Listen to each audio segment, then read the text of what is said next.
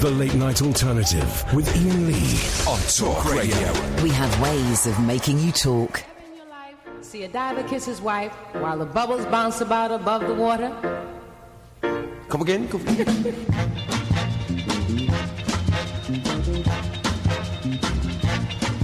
Did you ever in your life feel low? See a diver kiss his wife feel low. Way beneath the ocean in the kingdom of the sea while the bubbles bounce about above the water. No, I've never in my life leave low. See no diver, no white people. Way beneath the ocean in the kingdom of no sea while the bubbles bounce above no water. Well, if you're looking while they kiss and you recognize the sight of a diver that must be doing something right. Way beneath the ocean in the kingdom of the sea while the bubbles bounce about above the water. Shirley, why do you say ever, and life leave low? And diver, and when you say wife, you say we won't. Why not say ever, and life leave low? And diver, and wife we woe. Well, why are they kissing beneath the ocean? In what kingdom of the sea? And why are bubbles bouncing about above the water? Well, beneath the ocean is private, and the kingdom is the sea. And kissing down there is gonna bounce up bubbles naturally. So when you see the bubbles bouncing, you recognize the sight of a diver must be doing something right. Way beneath the ocean in the kingdom of the sea while the bubbles bounce about above the water. Did you ever in your life leave low? See a diver kiss his wife for you, whoa. Way beneath the ocean in the kingdom of the sea while the bubbles bounce about above the water. And did you ever see a diver kiss his wife while the bubbles bounce about above the water? Never seen. And did you ever see a diver in your life leave low? Wife for you, whoa. Did you ever? Around, but never have I Did you seen. ever? No, I'm afraid I haven't seen a diver's wife. Ever in your life see a diver kiss his wife while the bubbles bounce about above the water? Oh, that bubble bounce. Did you ever? Just don't fit in. Did you ever? And did you ever? No, I've never. No, never? Never. Did you ever? Don't say no, never. Here we go. Ever in your life see a diver kiss his wife? Did you ever in your life? No. There you go. That's how you do that. Good evening, dear listener. The Late Night Alternative with Iain Lee and Katherine Boyle. Yeah. Okay. Welcome to a unique radio experiment. This is the most dangerous radio show you're ever going to hear. The next 3 hours could be lethal. At the moment, I can see. Katherine can see. Sam can see. But in a few moments, we will not be able to see. Because we're going to be taking the hashtag Bird Box Challenge. Why do you laugh? Why though? Why? Why do you laugh when I say hashtag? Everything's got to have a hashtag these days. Because you sound like Grandad. That's why. Wow. I mean, Here's the thing. We're too old for this caper. We're not memes. You know when Clive Dunn played Grandad? Yeah. Private Benjamin. No, Charlie. No, not when he played Grandad, but when he played the first time he played an old man in Dad's Army. Yeah. He was like 28 or something. Well. And then when he played Grandad, it's Grandad Charlie Quick. If you've got a song, he'll conduct the singers on. But those were plays the piano with his old fella. Those were the post-war years where there weren't that many old men about. But so Grandad was his act was doing. Imagine this, right? It's a young to middle-aged man whose his only act is to pretend to be old. I could do a really good old lady voice. How sad. Yeah. Okay, well, no one's interested. No, I didn't ask. I'm just saying it. No, we're not interested. I don't care. I'm just saying it. Put it out there. Okay, well, fine. Well, if any movie producer, if Steven Spielberg is listening, yeah, and you can't find any old ladies in America, you can get Katherine. She's doing an old lady voice, but she's not auditioning it on this show. The only time I will ever ask Katherine to do her old lady voice is if we get really, really desperate for material. Now, tonight's show is going to be something very unique and something very different and something very dangerous. We're doing the hashtag Bird Box Challenge. Now, for those of you who have not seen the movie Bird Box... I haven't seen it. Well, I'm not going to spoil it. Suffice to say, it's really enjoyable when you're watching it, but the further away you get from it, the more you think, it's a bit rubbish. But in it, they have to wear blindfolds to survive. And this is kind of caught on. There's now hashtag Bird Box Boxing. What, were people just windmilling into each other? Yes. Wow. There's hashtag a bird box walking, and there's hashtag bird box bumming. And all of these activities involve people wearing a blindfold when normally they would be able to see. So all three of those activities Yes, sir. could be encapsulated by the idea of, I'm doing this, it's not my fault if you get in the way. Kind of, yes. Right. And I thought we would do a world's first, and this is a world's first, and there's some people, some idiots, some scumbags, some absolute losers who have been posting pictures of them with headphones on in front of a microphone and a blindfold. Well, one guy then tweeted a few minutes later, I only managed to do it for a minute. Well, you're a dick. So we're doing it for 3 hours. We've got blindfolds. I've got my blindfold, my sleep mask. This is the mask. You can smell it. This is the mask I sleep in. Does it stink? It does stink, yeah. I've had this for about 2 or 3 years. Smelly eyes. Oh, you meant to put it over your eyes, right? So I'm going to be wearing this. Now, what this means is I can't see my hotkeys. Actually, that means quite a lot, actually. I can't see the screen to see if we've got callers. I can't put the callers... I know what I need to do is I need to just hover that so that I can put a caller through. All right, I'll put a caller through. I can do that. Now, I won't be able to cut them off, though. Okay, anyway, we'll get around that. We'll work our way around that. So I'm going to be wearing a mask. Katherine is going to be wearing a mask. And what a lot of people, thank you, Lino, and a few others, have said, I bet Katherine takes off and is flicking the V's at Ian. Well... I don't need to take it off to do that. Okay, but don't. Keep the mask on. It's for the full experience. The full experience. We are entering uncharted territories. Do you promise me that you're not going to use this as an opportunity to sneak up on me? Got it. Okay, I can do the dump button. Okay. And now here's the thing. He doesn't know this yet. Sam, who answers the phones. Sam, if you could just come on the microphone for a second, because I really want you to be a part of this. So we've got an eye mask for you. Too kind. So, see, I mean, this is a bit. This is the bit where I really leave. Okay. The programme, because how am I supposed to know when people are calling in? Exactly. And I mean, I'm just going to literally have to be clicking the screen non-stop. Yes. All right. Fine. Until eventually I hear a voice. Okay. Fine. I don't know how I'm going to call them back, but that's fine. That's fine. Hey, listen. Listen. Do you think? Neil? Who's the man on the moon? Neil Armstrong. Do you think Neil Armstrong was a pussy? Because you two are pussies. You two are Buzz Aldrins. I just don't see why. He didn't walk on the moon blind. No, he didn't. But he walked. He did. No. He was the first to try something, and we're the first to try something. No one has ever done this before, and we're the first to do it. And it's going to be exciting. Now, here we go. Now, here's where it gets exciting. Don't put it on yet, Sam, you idiot. I've not finished explaining it. Here's where it gets exciting. You can only call in, dear listener, if you are wearing a blindfold. Haven't got a blindfold, I will accept, a tie around your eyes. I'd accept a tie that's gaffer taped on, because a tie you'll be able to see under. Like that, you can see under. So you have to be gaffer taped on. And a lot of losers going, just close my eyes. Well, if you close your eyes, you might as well go and listen to another radio station, because you're not welcome to listen to Talk Radio between now and 1 o'clock. So, I will be wearing a blindfold. Katherine will be wearing a blindfold. Sam will be wearing a blindfold.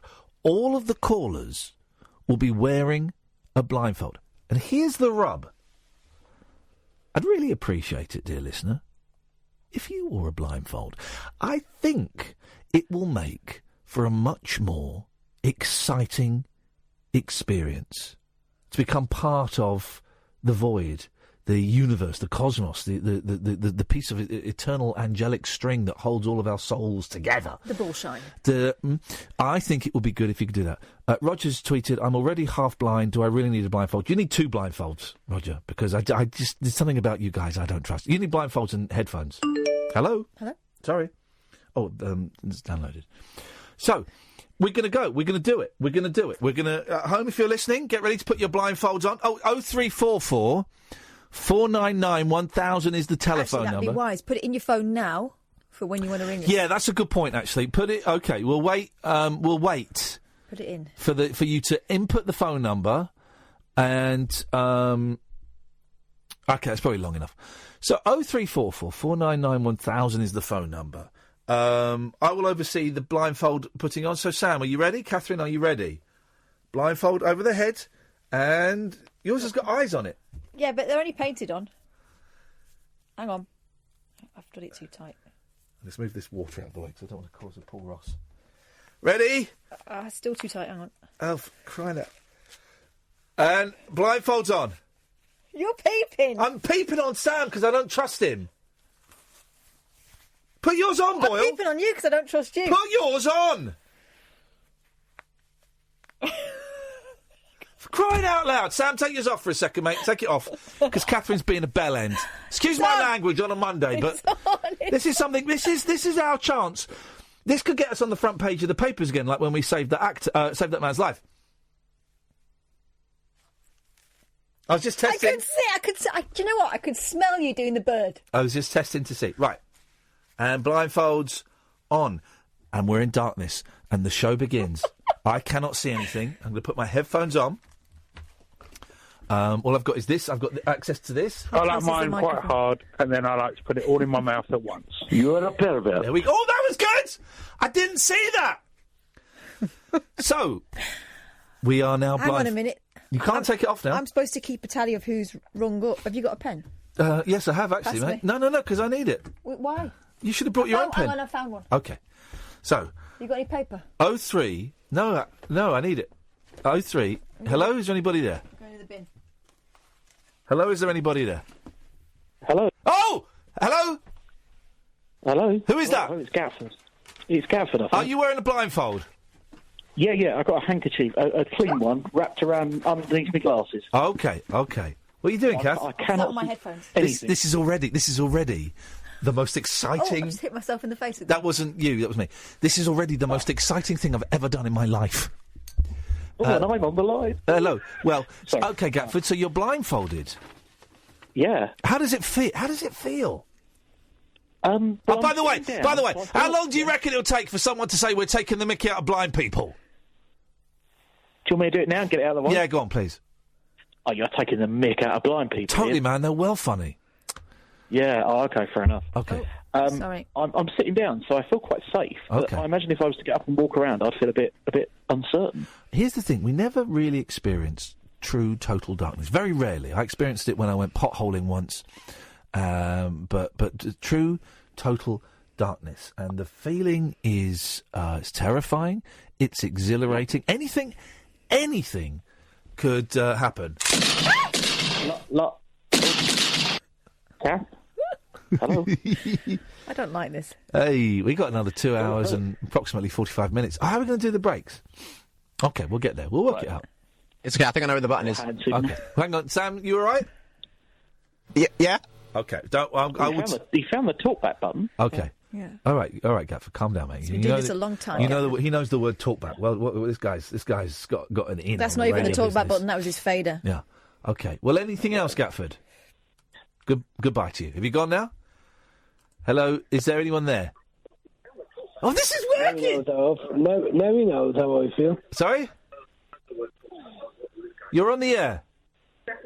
Ian, it's me. Now you know how I feel. Who? Manny. Hey, man. Manny. It doesn't sound like you, Manny. You sound less Birmingham and less Asian than normal. You sound really posh. Is that your Hey, you work saying? voice? Hang on. You're saying that people from Birmingham and Asians can't be posh? Saying racist. It sounds like racist. posh Manny. Tommy Robinson. I want a little drinky. Oh, Manny. No, it's my mum's birthday. Only one. Come on. All right. Well, let's hope it's just one. Only one. All right, man. All right, buddy. All right, buddy. Now you know how I feel. Well, not quite. But we get a sense of it. We get a little sense. Where's my microphone? We want to get intimate. There it is. We're getting very. Oh, that's the wrong button. Oh, no. Dick. Oh. Dick. Will you stop that, please? I don't know. What... Shag a pony. There we go. Yes, Manny. Hello? Who's there? All darkness. Okay. Let's try. Hello, who's there? Hello? There's no one else there. Hello. Hello, who's that? Hello. Hello, who are you?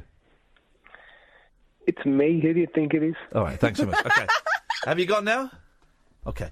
Now we're going to play the adverts. Oh. More little musings from mums, madams, and meat packers. Oh, never mind, I must have misheard. The Late Night Alternative with Iain Lee The station's brilliant. on Talk Radio. It's the hashtag Bird Box Special. Catherine, myself, and Sam answering the phones are blindfolded. Sam, could you come on the microphone, please? I've got a technical question. He's got to find it. Got to find the fader. Is that it? There we go. Sam, are all the news pre-recorded tonight? Yes, and I have thought, how? Okay, fine, don't worry. I've got this. Okay. Right, let me find my phone. Right, hang on a minute. Hey, Google, set an alarm for 10:58, please. That's clever. Sorted. Your alarm's set for 10:58. Sorted. Yes, baby! Your Google is so street. Now, the rest of it, we're just going to have to... Now, right, okay, so let's just see... Hello, who's there? It's me, Ian. Who's this? Manny? Manny. Listen, have you got voice on your phone? Have I got boyfriends on my phone? No, voice over. Voiceover on my phone? Have you got iPhone? No, mate, I haven't. I've got Hawaii. Huawei. If you got iPhone... I don't. My iPhone fell down the toilet full of fecal matter.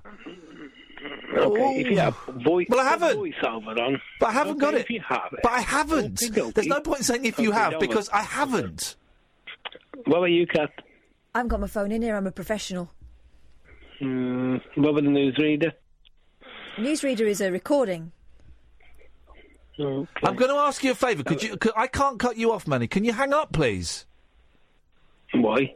Because I'm bored of talking to you, and No, I you don't- can't. No, Right, okay. Well, I can put you there, but I can't cut you off. But I think if I go up there, hello, who's that? Well, it's me, Dave. It's who? Me, Dave. All right, Dave. Who I am? All right, Dave. Are you wearing? Who are you? Are you? Shut up. Are you wearing a blindfold? Are you talking to me like an idiot? No, I'm talking. No, I'm not. I'm talking to you like an intelligent man, but I'm addressing you. No, as... no, mate. No, mate. You're not intelligent. You're an obnoxious arsewite. No, I'm intelligent. Hey, listen. Who's the one who's wearing a blindfold? No, Me or you? you're not intelligent. I'm intelligent. I can cut you off without even seeing you. You're the person that sits there and Yes. states that you're suicidal yourself, Yes, right? yes, correct. And I do. listen to me, right? No, I don't have to. I don't have to listen to you. I can cut you off anytime I want. Well, I can't cut you off, but I can take you off air. But I can't cut you off. I can put you back on as well. You still there, Dave? Cut me off. I don't really care. Okay, well, go away then, you idiot. No, because you can't listen. I really want to sing I Believe I Can Fly, but we've just been watching the No. R. Kelly documentary. No. I don't think we can. I'm cancelling that. Yeah. No, you're obnoxious. Okay, mate, well, listen, while no one can hear you, you're not on air. So, again, I ask, who is the idiot? Listen to me, right? No, I won't. I'll engage in a conversation with you, man, because I'm a decent human being. I'm one of the best. I'm in the top 3%. I'm Buddha personified, but I'll engage in a conversation, but not a slanging match. There we go. Still going. Let me just see who's down here. Hello, who's there? Who's that? Hello, it's Dave. Hello, Steve. How you doing, mate? Dave. No, different Dave. It's a different Dave. I couldn't find a blindfold, so I've got a paper bag on my head. That'll do. Can we hear the evidence of that? Yes. Don't put plastic bags on your head, No. kids, but paper bags I'm cool No. with. Paper bag. I've poked a little hole in where the ear is. Cheeky. And one from my mouth. Yeah. Well, that's okay. Well, that's something. Well, what can we? Have you? Well, okay. I've got a load of stories written down, but I've just realised they're written down, and I've forgotten a lot of them. That's going to be tricky. I don't even know where the. Here's the paper, but it's written down, so I can't remember them. So we watched a bit of the R. Kelly documentary today. Have you seen any of that? Surviving R. Kelly. I haven't, although I know people who want to get it in this country, but I don't know. You Is can. it It's over here? it's online. We're watching it. I mean, listen, it'll be shown at some point, so watch it through the legitimate channels. But we're watching it on Vimeo, and it's we saw halfway through the first episode. Mind you, I'm the person who sends you pimple poppers. This is Dave. This is Pimple Popper Dave. Hello, mate. How you doing? Not too bad, not too bad. Well, the whole series is up online. Over Christmas. Sorry? Did you get the episode of Pimple? Oh, you said. Do you know what? You sent me one, and I was kind of not really looking at email, so I didn't watch it. Was it a Christmas special? I don't think so. How do you do a Christmas Pimple Popper special? You tinsel do round it. Father Christmases and the elves. You do, you do little folk. Little folk. I think there might have been one called the 12 Pops of Christmas or something like that. Oh my God! Mate. She's one hell of a lady. My dream partner is someone who will squeeze all of the spots on my back, and yes, there are a few, without any question, but also will get as much pleasure from it as I do, and would prefer it to a bunk up. Right. In other words, he wants a real pervert. Yes. Dave, you busy? I am now. Okay, all right. Well, Dave, how are you finding the hashtag Bird Box Challenge experience? The experience is not part of the hashtag, by the way. Well, I don't know. I've got my head in a bag, so... Yeah. Okay. There Right, is that. let's see. Hello, caller, who's there? It's Louise, and I don't have a blindfold or tie, but I'm wearing the late night loser tote bag. Okay. Well, Where are you wearing it? Yeah. Over my head. There we go. Here's the problem I've got with bags overheads, okay, including the last guy there. I was being nice, but actually I need to clamp down a bit. Is if you look down... You'll see your own You chest. can see. No, well, you can't actually with this one, but I need to be totally honest and say that You're not wearing the bag. Actually a little bit see-through. Thanks very much for calling. You can only call in... Katherine, explain the rules to them, please. Phone in if you've got a blindfold on. Right, I'm concentrating because I'm trying to find my water without tipping it over. There it is. Okay, we're all wearing blindfolds. This is genuinely happening. We'll have to take a picture. I'll tell you what I'll do. I'm going to take a picture and I'm going to try. How do you know? Well, this is it. I've got to find the mic again now. There it is. I think I'm taking a picture. I think I've taken a picture. I think because of the blindfolds, you might not have cut me off. Oh, flip! Is that Dave? Oh, he's gone. Hello? I can't cut you off, you see. You just have to put the phone down. I've lost my place on the switchboard now. Uh-oh. Now we're in This is trouble. mayhem. Now we're in trouble. I've moved them. Hello? Hello? Who is that? It's still Louise. You've got to put the phone down, because you're not wearing it. Put the phone down. Yes, boss. Thank you. I can't see to put the phone down. You can see better than we can! What if I go up a little bit? Hello? No. I'm having to make micro movements with the mouse. Because if I... You could take the whole station off air. Hello? Hello? Hello. See, I don't know how close I was to the... There's like little pockets I have to hit on the screen to put a call through. Hello? Hello? Yeah, you know who I am. Who are you? I'm Dave with the blindfold on. Okay. Which Dave? Dave Pimple Poppin' Dave? No. No, mate. The obnoxious Dave. Okay, right. Well, could you? I'm going to ask you very politely. Could you go away? No. I'd really like it if you went away. Well, I know what you'd really like, but this is a talk radio, and I'm here to talk, mate. It's not a talk radio. That doesn't make sense. Oh, well, that's what it's called. Yeah, talk radio. Yeah, it's not called a talk radio. That's what I'm saying. It's finding the double. No, it's called talk radio. I'm here to talk. Yeah, but it's not called a talk radio, and that's what you said it was, and I'm just correcting I never said you. that. Yes, you did, actually. This is how it is. You're obnoxious towards your people. No, I'm not obnoxious. I'm only obnoxious towards idiots. You said it was called a talk radio. You said it was called a talk radio, and it's not. Come on, mate. Do me a favour and commit suicide. I'd do me a good favour for you to do it. David, what a rude... No, that's you. Here's the thing. I might go home and kill myself because some arsehole phoned me up and told me to. Well, he did sound legit. gosh, this guy knows his stuff. Yeah. I'm going to go home and do it because some guy told me to. He was a nice guy too. No, Dave. Still going. Who hurt you, Dave? Who hurt you? Dave, listen. Did Mummy not love you? Did Daddy love you too much? What happened? What went wrong in your... Oh, I get it. Are you one of the people... I'm going to ask you a question. Let's have a conversation, okay? You've done your suicide a little bit, and that was great. Well done. Everyone's judging you. That's fine. I'm good. You're not on air, but I will bring you back if I can find the right thing. But I want to ask you a question, okay? Idiot, man. Okay. Can I ask you a question, Dave? This is me you're talking to. Yeah, can I ask you a question, Dave? Go on, question on. Okay, question on. And then it'll be question off, okay? Are you a fan of Tommy Robinson?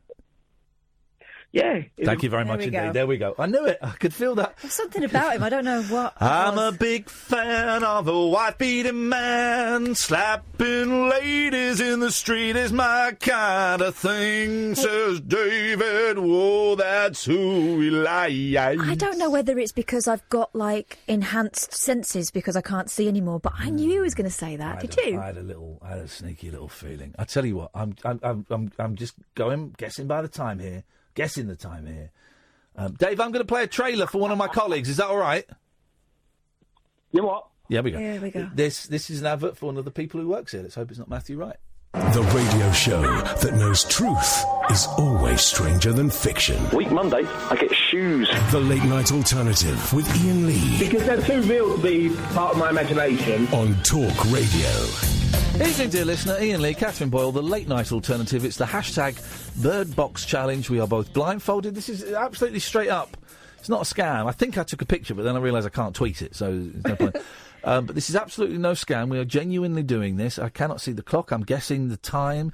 Before we put the blindfolds on, the way the calls come through... Sam's blindfolded as well. Sam, how are you doing out there? Oh, okay, I'm just starting to get worried about a couple of other bits that I'm going to have to do later. Like what? Well, play the news, for example, because I've got to try and find the right file that it's saved in. Well, whatever comes up, you've got to go. You've just got to stay with it, right? Listen, we saved a man's life. We can get away with murder. Well, I wouldn't go that far. I think we're allowed to... We save one. We're allowed to take one. Oh. So... Oh, sorry, I thought I'd stopped it. Sam's face when we told him, oh, by the way, you're doing this as well. What? 0344 499 1000. We'll try and get you through, but we can't promise. We can't promise, you know. We do want you, if you're calling in, to wear a blindfold. And I would suggest that if you're listening at home, also wear a blindfold for the full listening experience. Let's see who this is. Hello, caller. Who's this? Hello, it's the UK's second best paranormal investigator, David Babcock. Gosh, we're very David heavy tonight. I'm not complaining. 3 Davids in a row, something for the ladies. And he said something very rude then, but I stopped it. Good evening, David. Are you... Thank you, Catherine. I think being blindfolded makes me a better person. More sensitive. Are you blindfold, Dave? Well, I've tied my two socks together. Okay, where? Around your... penis as a bow tie. Hang on a minute. I wonder if I can... I should be able to. Where's my computer? Hang on, let me see if I can find something. Hang on. No, I totally disagree with sex with a robot. Well, you do keep batting in, don't you? I'm close, hang on. Do you want me to do it for you, rub Hang it on, in? I'm close. I'm David Babcock and I got my willy stuck in a hoover. I'm learning. I'm David Babcock and I got my willy stuck in a hoover. So, You're David... not wearing a blindfold. Sorry? You're not wearing a blindfold. I'm wearing a blindfold. I swear to God I am. I hope some video footage of this makes... How did you find that so quick? Because I've tidied up my hotkeys. And I only tied it up last week, and I remembered roughly on the keyboard where it was. It's round about here. Why does life have to be so... Oh, no, it's miles away. It's the other side. This is... Don't be so silly, cat. It's... Shaggy pony. Shag a pony. It's down from there. They're quite high. I think it's this row. I have a vibrator. No, it's here. I'm David Babcock and I got my willy stuck in a hoover. I'm learning my way around it. David, ask for any of my classic sound bites, and I'll play it. You're a fanny. All right, that's something at the top. That's here. Oh, no. Dirty pervert. No, it's up here. I've got a mouthful of sausage. You're a fanny. There we go! This is great! Ask for another. What about Grab pussy. What? Black... Grab pussy. The Macabot. Oh, that's really tricky because I can't. That's on a different screen. So I can't. I cannot. I don't think that's down here. Oh, I've deactivated it now. Uh-oh. I've done something to it, and it doesn't work now. So thanks. Anyway, with your socks round your face, what's You going keep on? talking to him. I've got to try and work out why this isn't working. What's going on, David Babcock? Well, you know, it's difficult working at the Hennery these days. Oh, I've The what? I work at the Hennery delivering baby eggs. A Hennery? Is that what they're called? Yeah, well, it's a massive building with loads of hens in it, and they deliver eggs by the bucket load, and I pluck them out of their bottoms. Oh, I thought normally they push them out. You don't wait. They're proper fresh. What's that? What have you found? What found? I don't know, but turn it off. Hang on. What was that? That's the volume. But what is that? Is that cars? Why have I got cars? Why have I got cars?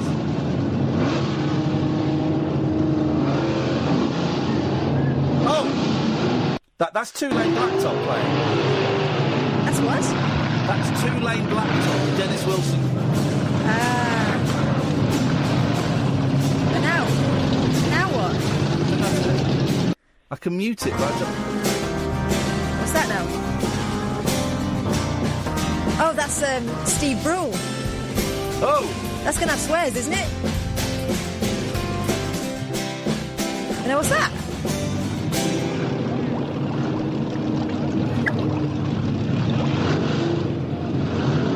Well, that has buggered everything, because I thought that we could... that has screwed everything up. Hang on.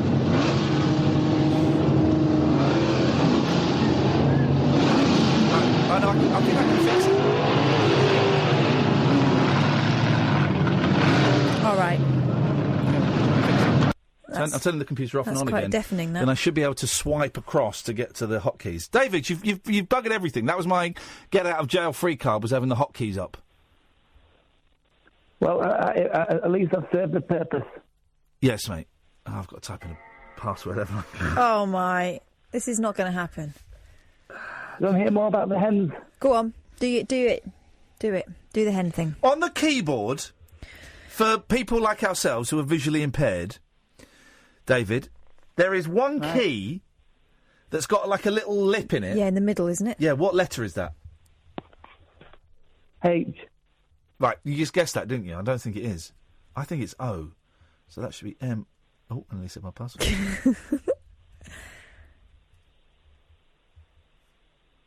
How will you know if you're in or not? It's broken. Right. It's broken. We're out. This game is almost over. Right. No sound effects.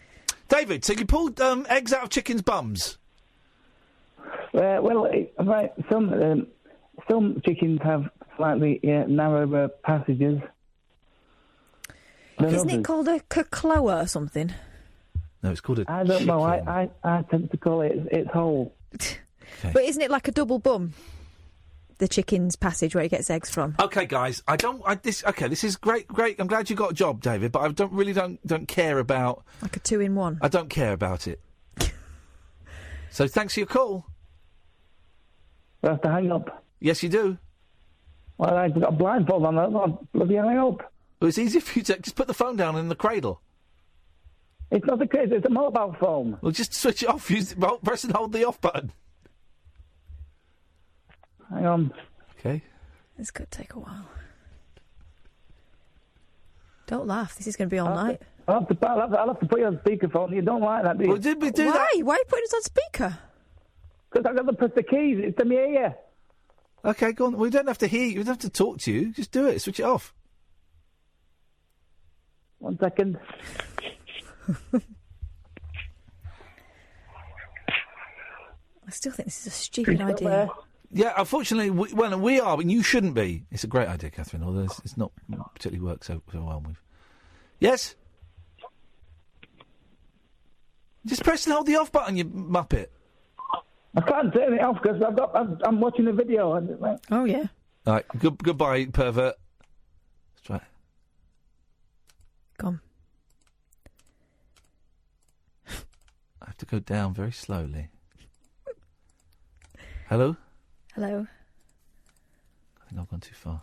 I'm annoyed we've lost the computer. Don't know how that happened. You say we. You messing, trying to be over elaborate. I knew you were going to come a cropper. Right.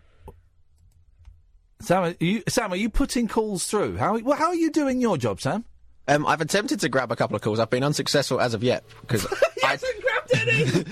because I didn't think ahead and I didn't put my mouse on a good spot, so I have no idea where it is. So have I just been putting these calls straight to air? I believe so. Yeah. Wow.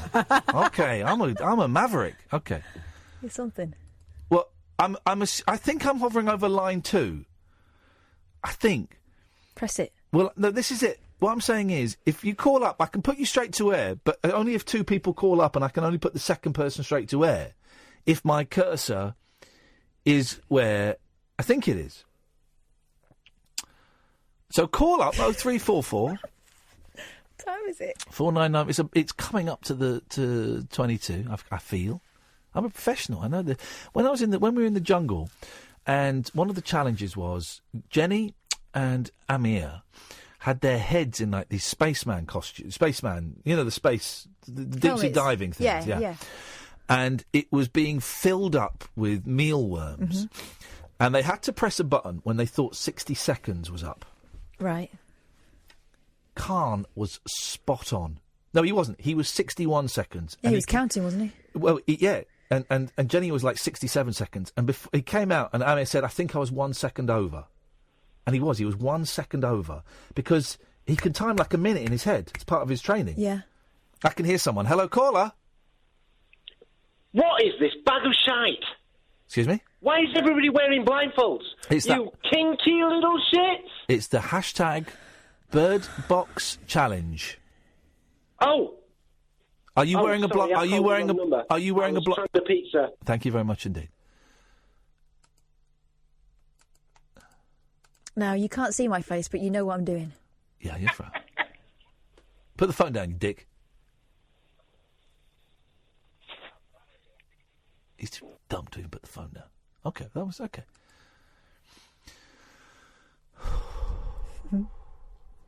Okay, let's take a break, Sam. If you can find the button. Kick off your slippers. Don't go to bed. The party is just starting. You can sleep when you're dead. The Late Night Alternative with Iain Lee on Talk Radio. Hashtag Bird Box Challenge. We're all blindfolded, even Sam, he's not really taking the phones. Now, hopefully I've set my alarm on my phone to go off at the time to go to the news. Right, so the computer's turned on. What we need is... Are there any real blind people out there who are good typers?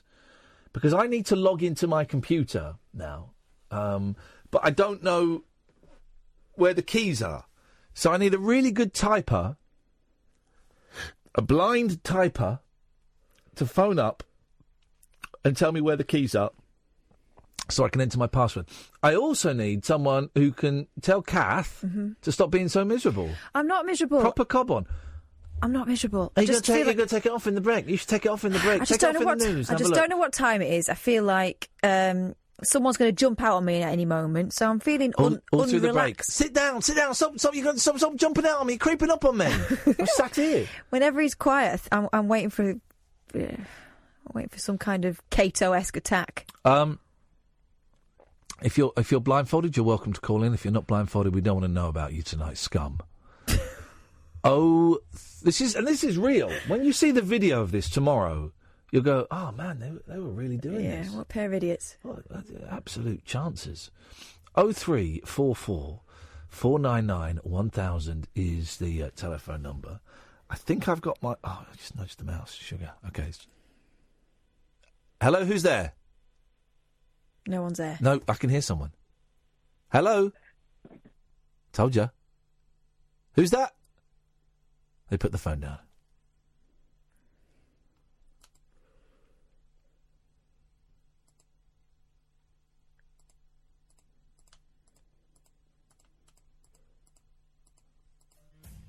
Oh, Sam. Sam's desperately trying to get the news. He's trying to find the news. I get the feeling you're going to have to talk after the break just until I find it. Worry, we're all good. No, we've had the break, haven't we? Oh, after the next one, while I make sure I find the right news clip. Okay. Hello, who's there? Hello? Hello? It's Alistair. Alistair. I never thought I'd be so relieved to hear you. Hello. I know, same. Alistair, welcome to our world. Hey, Alistair, I've done something... I've got to keep my phone near me, just because I think I've got it... Because I'm a professional, I turn the sound off, so I need to have it near me to let me know when the alarm goes for things. I've done something foolhardy. No, really? Yeah, so I've got... my CBT, which means for 2 years, me and Kath have both got CBTs, which means for 2 years we can ride scooters up to, but not over, 125 cc's with L plates on. We can't take pillion passengers. We have to wear L plates, and after 2 years, we have to take it again, the CBT again, right? And mine runs out in June. I guess yours runs out when? September, October, something. Well, I only got mine in September, so Yeah. I was thinking. Oh no, because I got it before I got the bike, didn't I? I reckon August. Okay. And I'm thinking, I'm going to take the A1 licence test, which means you can ride... I don't want to ride motorbikes, but it means I can ride scooters, I can take my L plates off, and I can go pillion. I can have someone mount me. And I kind of been thinking about this for ages and ages, and then over Christmas I thought, God damn it, I'm going to do it. So I booked in you've got to do a theory test, Module 1 and Module 2, and I booked in a theory test for the end of January. And then today I thought, I think I'm ready to take the theory test. You know, what am I going to learn between now and then? So I've booked it for 2 o'clock tomorrow, Alistair, doing my theory test. Right. We're old men, Alistair, we're old men. When we did our driving test, there was no theory test, was there? No. You had a bloke show you a few... Winged it. Yeah, you winged it. We didn't quite wing it. But you had a bloke at the end of the test, you'd sit in the car and go, right, have a look at this. What does this sign mean? What does this sign mean? That's it, yeah. And that was it. You passed. But so, my theory test tomorrow at 2 o'clock. I hope everybody, please everybody, find it within your hearts and your souls to pray for me and wish me luck. When will you know whether you passed or not? Straight away? I think you learn straight away. Really? Yeah. And if you pass, then you can book Module 1 of the motorbike test. I'm going to do it. Take your blindfold off, though. Now, that is good advice. Yeah. I respect that and I appreciate that. Thank you, buddy. Yes, the blindfold will be coming off. That is definitely happening. See, he's going straight in there with no kind of professional guidance, whereas I'm going to go and see my bike You're going instructor. to pay £700. Well, maybe a couple of hundred just to make sure. Maybe, but I'll see him tomorrow. He's going to give me a free assessment and see where we're at. But, you know, I don't want to go in half-cocked, and I don't want to go in too cocky either. Well, I've got something to cheer Kath up. Go on. Right. Well, one of the things I've really appreciated over the time I've been listening is your ability to sound out other people. And I know that your reviews... She can sound like talented people, can't she? Yes. Cheeky song. Yeah. I wonder, could you give us a burst of your Lady Gaga, which I thought was very good. I can't remember what Lady Gaga was. She's a pop singer in the movie. Is that a genuine laugh? Because it sounded sarcastic, but then ended genuine. I can't remember what my Lady Gaga impression was. Well, you just... You get your meat out. And you thought it was a bit mediocre. I thought it was poo, yeah. I thought it was a lousy film. Hey, we're seeing the... we're off. You did a brief Lady Gaga singing, which I'm sure that maybe you could... oh, yeah, when she goes on stage and she's all nervous. Yeah. And then all of a sudden she's... But I can't remember where I did it. I can't remember what context was. But I appreciate that you enjoyed it then. Here's where we're going to be tomorrow night at 6:30.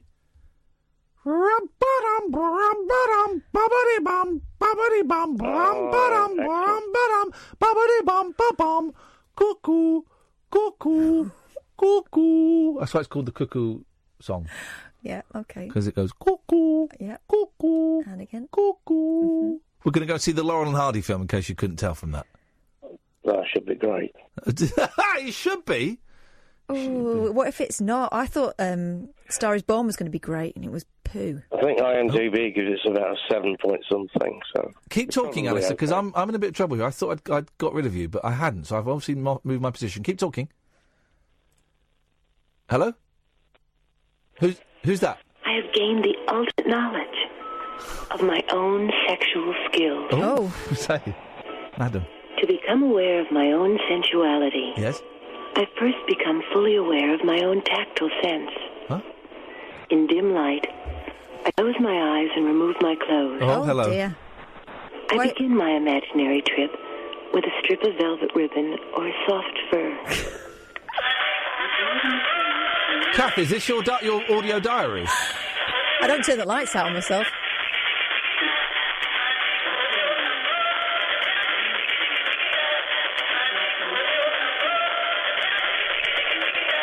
I can't... Oh, shit. Can't make out what the track is. Hang on. Hello, caller, who's there? Oh, no. Oh! Who was that? Who was that? Who was that? Who just whispered in my ear? Was that someone in this room? Yes. What the... Was that Ross? It was Paul Ross, yeah. Paul Ross, you're a Jesus, man. Hey, well done me for not swearing, though. Or snapping his neck. Right, now, well, that made me move the mouse, and now I can't cut this caller off.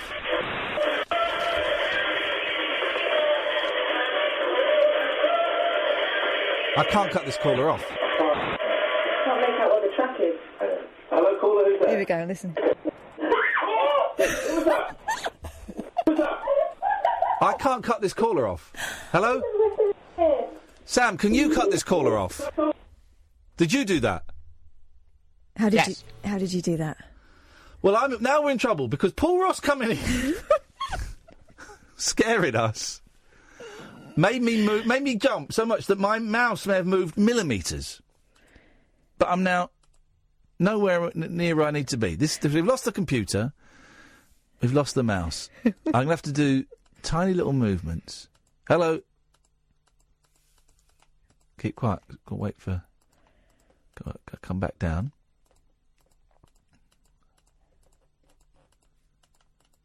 Oh, man, we're screwed. Yeah. I need silence. So I'm like a. What do they call it? A crack. What do they call a crack lock? A what? Oh, a safe cracker. I'm almost like a safe cracker. I'm like that fella who was chemically castrated in Bedford. What, Alan Turing? I'm like Alan Cummings. Yes. He didn't crack safes. He cracked codes, though. Yeah. Hello. I'm way off course here. There's no one there. Way off course. How are we going to do this? Damn you, Ross. I'm going to come in during his show and do a poo. That's about the equivalent of what he's done to us. David Marlson. Hello. Oh, I think I found the news. Okay. I'm good. Well, my alarm hasn't gone off yet, so I don't think we need the news for a little bit. But okay. Can someone 0344 499 1000? I'm not going to cheat and look, but we might be without callers. I've got to. I need you to be quiet, Catherine, because I'm listening for the tumblers to drop. Ah! Their tumbler dropped. Do you hear it? Hello, caller. Who's that? Phil. My name is Phil. Hello, Phil. Yes? I was going to ask you, why don't we have a shutdown like in America? Why don't we have a shutdown like in America? I think everything is working. What is working where? In America. Everything is shut down. Well, they're shut down because they're at an impasse. We should do the same thing. Well, I think we might be close to it with the whole Brexit farrago. He's gone. I thought that was a recording. That was a tiny, tiny voice. Right, so that was a call. Now, I don't know if that was line 1 or line 2. Hello? You're a fanny. You're a fanny? Shag a penny. Okay. He's doing it for me, thank you. Live hotkeys. All right, that's the withheld number guy. The one time I'm happy to hear him. Thank you. Goodbye. Oh, and he hung up. How polite. Hello? Penis. Stop. That's a bit rude.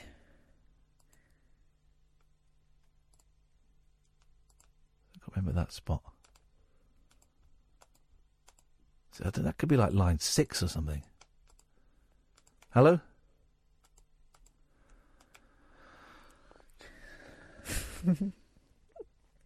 It starts to get a bit psychedelic after a while, doesn't it? Yeah, it does a bit. If you're wondering why it's even more of a car crash than usual, we're blindfold. And blindfold is correct to say we are blindfold. Hashtag Bird Box Challenge. Here's the thing that annoys me. Right. I'm going to say something and I want you to tell me what's wrong with this statement. Go on. I wrote a song the other day and I wrote the chords for it and I wrote some lyrics for it. What's wrong with that statement? Well, I know that technically it's a lyric. Right, and stop. And that, technically about it, yes. I didn't write lyrics for it. I wrote a lyric for it. Well, a lyric is the words of a song. I know, but the way people speak these days... It's disgusting. No, I mean... For example, my 10-year-old today was having to write something about the Greek myths, right? Yeah. And I said to her, technically, it would be an heroic act. Oh, I'll stop you there. It's time for the news. Across the UK, online and on DAB. The wild man of late night radio, Iain Lee. Differently interesting nocturnal emissions from a legend of late night radio. On air and off the leash. The Late Night Alternative with Iain Lee on Talk Radio. We'll get you talking. Yes, man, this is the greatest late night phoning show I have ever done, right? And I've done a show where I've built dens. I've done a show where we played hide and seek. This is the greatest. Katherine and I are doing that, and even she's coming round to it. Well, I don't talk like that. Hashtag Bird Box Challenge. We are blindfold, like in that movie on that movie streaming service, Netflix. It's a good movie. You watch it and you enjoy it. Then a few days later you go, I think it was a bit rubbish, actually. But I enjoyed the experience. They wear blindfolds in it so that they don't die. Wearing blindfolds in it to somehow try and squeeze 3 hours of content out of nothing. I'm joking, of course. It's an experiment. It's dangerous. It's unpredictable. Literally anything can happen. We are up on the second floor of a building here. And someone could trip and could stumble and could fall out of the window. I fall over when I can see. Yes, exactly. So this is mayhem. I'm wearing a blindfold. Kath is wearing a blindfold. Sam, I don't think he's actually answered any of the phones, but fair play, he got the news. Yeah, I found it eventually. I think I grabbed one call at one point. Did you? I'm worried because my computer I've lost now. It's here, but I've deactivated it. What's the lot? Who says they've deactivated their computer? That guy. Turned it off by mistake. I think I've got the cursor on the lines answer. I just need to do this. Hang on 1 second. Hey, Google, set an alarm. Hello? Oh, Google, come on, don't fail me now. Hey, Google, set an alarm for 11:58, please. OK, your alarm's set for 11:58 p.m. Here we go. We're in. That's the only little mooring post, little boy. Hey, in America... you know what they call boys? As in boys? Yes. Buoys. Sorry? They call them buoys. They call them buoys. How stupid is that? I watched Flight of the Navigator again for the second time in a week at the weekend. It's such a great film. Pee Wee Herman, of course, does the voice of the... Paul Rubens, the voice of the spaceship Max, but under the name of Paul Mall, which is weird. Paul Mall? Paul Mall. It's written Paul Mal, but of course it's American, so it would be Paul Mall. So I watched that again. It's a great little movie, Flight of the Navigator. I thoroughly recommend it. Really great movie. Sorry? We watched Pitch Perfect 1 and 2 again. Wow, the girls love that, don't they? They're obsessed. Yeah? They're obsessed with it. And, there is some swearing in it. There are some quite rude bits in it, but they don't get it at all, so they just like the singing. I think there's an S word in... Flight of the Navigator. I think there is. And the boys just looked at me as if to say, "Are we allowed to laugh at this?" And I went, "Yeah, sure." And they laugh. They love swears at the moment, and good for them. And I think that was the weekend. My youngest still very upset about me not living there. So it was a tough old weekend, actually, because I wasn't due to go and see them. But on Saturday I got a phone call in tears. Can you come and visit us? And I went, do you know what? I'm trying to do some work. If I can get half of this work done, I'll come over and put you to bed. And I've got to write like 2,000 words about Davy Jones in Japan in 1981 and 82, and it just wasn't happening. Couldn't get it. So about 4 o'clock in the afternoon, I went, do you know what? This ain't happening today. So I went over and put the boy to bed, and he was very, very upset, struggling. He gave me a couple of teddies and stuff, and I snuck out when I thought he was asleep, but he woke up. And then on Sunday as well, I got I really miss you. Can you come over? I said, look, you know what? I can come over for a couple of hours, but I'm not staying to put you to bed because I've really got to finish this piece, and I've got work to do. But I can come over for a couple of hours, man. Of course I can. And we had a nice afternoon, played football in the garden, watched Flight of the Navigator. I was there for more than a couple of hours.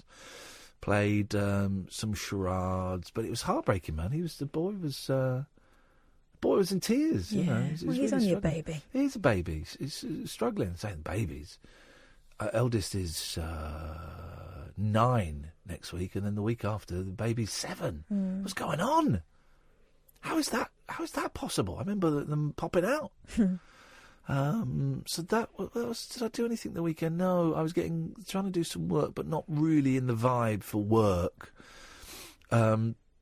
I tell you what I did do, because I'm desperately trying to lose weight, but not as desperately as much as that I can really keep an eye on what I eat. That's the main thing. But trying to lose weight and trying to get a little bit of fitness, because I told you about I nearly had a heart attack when I was knocking one out once. What? Oh, yeah. Yeah. Oh, I went to the doctor's today and I booked an appointment. It's not until February the 6th, I think, but I booked an appointment for that checkup. Just a little have a little checkup, see if everything's all right.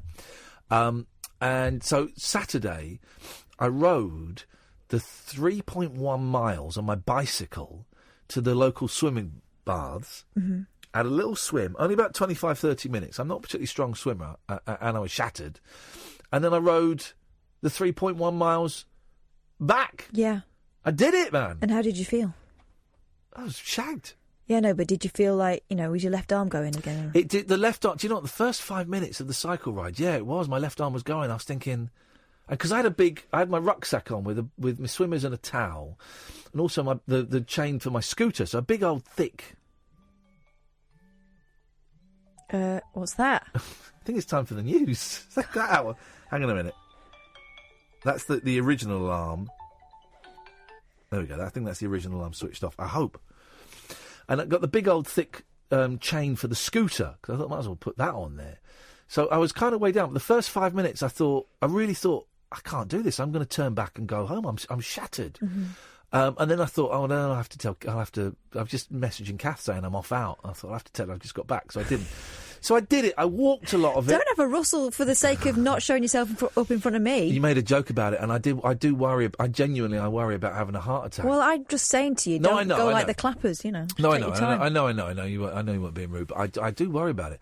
But so I kind of walked. I'd walked all the uphill bits, downhill bits I rode, and the flat bits I rode. And I guess it's practice, isn't it? Practice, but it's a nice little, tiny little swimming pool. It was family swim when I got this. It is family swim. Did you get to swim then, or did you have to keep bobbing around people? No, I swam. I swam a few lengths, and then when there weren't even that many families in it. But when it got a bit busy, I just kind of swam half lengths. It was fine by me. And one family said, "Oh, we'll move out of your way." So don't worry, it's your turn for the pool. I'll stay up this. It was lovely actually. It was a nice little vibe, nice little pool. Good. I should be going there again. Well, that's great. Yeah. I've been doing the long walks back. I drop my little one off at school every morning. Yeah. I pick her up, of course. But on the way back, because I've got time on my side once I've dropped her off, I walk back the long way. It's about 2 miles. And I've been doing that. How are you feeling as a result? I think it's too early to feel a change. I feel good when I've done it. I think it affects your brain. Yeah. More than you'll notice that earlier than your physical. Yeah. My legs were aching, so I started it. She went back to school on Wednesday, so I started it from Wednesday, and my legs did get really tight for those 3 days. Good. That means it's doing it. It's doing something. Do you feel a bit focused? Because I would go for my Zen power walks, and I would be fizzing with ideas. Well, you see, normally I'd have my headphones on, I'd listen to a podcast, but all my favourite podcasts have taken a break for the holidays, and so I didn't have anything. So I've just, gone Acapulco, and it's actually quite nice to not be doing something else. Do you know what I mean? Like the old days. Your ideas are bubbling around. Yeah, no, it's good. Thoughts. I've enjoyed it. I'll carry on doing it. I felt crap today for one reason or another. I've not been very well, but I still made myself do it, and I'm glad I did. I'm going to do more of this cycling now that I know that I can cycle to Risborough, and it's just over 3 miles, and at the moment I can do it in just under half an hour. And that's a decent little ride. I can pop down there, get some groceries, or go and get some bits and pieces, get a haircut, and then ride back. That seems to be the thing. I've got actually saying that the bicycle to one side. I've got to start riding the scooter a bit more soon, so I can get a bit of. Yeah, you're assuming you're going to be able to start it. I won't be able to start it for ages, and I love that. It makes me feel quite manly, coaxing it into submission. Unless, of course, it was broken like mine was last winter. Yeah. We're blindfold. There was a reason for it. I can't think why. Oh, because of the film. Because of the blindfold film. So we are blindfold tonight, dear listener. I really do suggest if you're going to call in, please wear a blindfold or cover your eyes in some way. But also, if you're listening, I think you'll get much more from it if you're in darkness at the very least. A blindfold would be good. I tell you what I'm liking about these. We've got sleep masks on, eye masks on. Is there's ever such a slight pressure on the eyes. Can you feel? Have you got that, Catherine, or is yours a little bit looser? A bit, yeah. A little bit of pressure on the eyes, and I like that. I'm going to try and take calls. The mouse is there. I'm hoping the cursor's in the right place. Hello, who's there? Nobody. Okay, we might have to. There might not be any call. 0344 499 1000. Here's the thing: there might not be any callers, and also the cursor might not be in the right place on the screen to take a call. There we go. Hello, caller. Who's there? Hello, Ian. How are you doing? It's none of your business. Who's that? It's Andy here. Hey, Andy. Andy. Oh, so I see that you managed to remove the cursor around into the right place then, yeah? I assume so. I'm speaking to someone. I wanted to ring and say good luck for your theory test tomorrow. Now, are you a motorcyclist, a scooterist? What are you? I am just a driver. Okay, and you sound like a young driver. What are you, 26? I'm 24. Ooh, within the 2-year boundary. So you, because the theory test didn't exist when I learnt to drive. You've done the theory test. Yeah. Are you underwater? No, it's quite windy where I am at the moment, sorry. Is the theory test easy? It was for me because I used all of the apps on the App Store that are available. What a cheat app? Chaps? No, I use the DVLA practice app. Ooh. Oh, okay. Well, I've been using the DVLA practice book. So I guess it's similar. A bit more 21st century. Yeah, exactly. I'm old tech, but they're all. So it's 50 questions, and they're all multiple choice. Now, some of them are quite technical, but the majority seem to be right. This is one of the questions that I answered today in the book. Right, your friends invite you out for a night to the pub, and you go. What should you drink if you want to ride home? And I swear to God, these are the options. Pints alternated with water. Just the one bottle of scotch. Shots mixed with water. A bottle of wine or soft drinks. That was the question! Of course it's shots mixed with water. You can't get drunk on that. Best one is you see somebody involved in a car accident. They're quite shook up. What do? Do you offer to call an ambulance? Do you check they're okay? Do you check their airway? Or do you offer them a cigarette? Honestly, there are loads of these questions like that. One's like, could you not think of 4 decent options? Yeah, I remember one that was, you see a horse in the distance. Do you A, speed up? B, slow down and prepare to stop? C, I don't know, sway around sound the road. Yeah, sound your horn, all that kind of stuff. It's like, for God's sake. But anyway, I hope I get loads of those when I take mine. Did you pass first time? My theory test first time, yes. My practical third time. Okay. Right. Yeah, because people... And actually, I passed my theory test 2 years ago today. Oh, look at this! Happy anniversary! People now don't. Kathy, you didn't have a theory test, No, did you? I didn't, no. You had that thing where you do the driving, And then they get the flip charts and out. in the car park, they get the flip charts and a couple of signs. What does this sign mean? What does this sign mean? What would you do with it? There's literally 4 or 5 questions, wasn't it? Yeah. They didn't really give us stuff about that bit. No. Listen. The main thing that I was concerned about when I was doing my theory test was the hazard perception test. I'm not sure if you have to do that for your bike test or not, though. Yes, you do. Now, is that when you you watch like a little film and you have to click a button when a hazard appears? Yeah. But again, that'd be like a kid bouncing a ball on the pavement. Yeah, or a won't school it? sign or something. But I was always concerned about clicking too early and then clicking again when it's actually happened, and then if you click too many times, then it invalidates it. Oh, no, because I would kind of think, like, everything is a hazard, man. The air is a hazard, leaves are...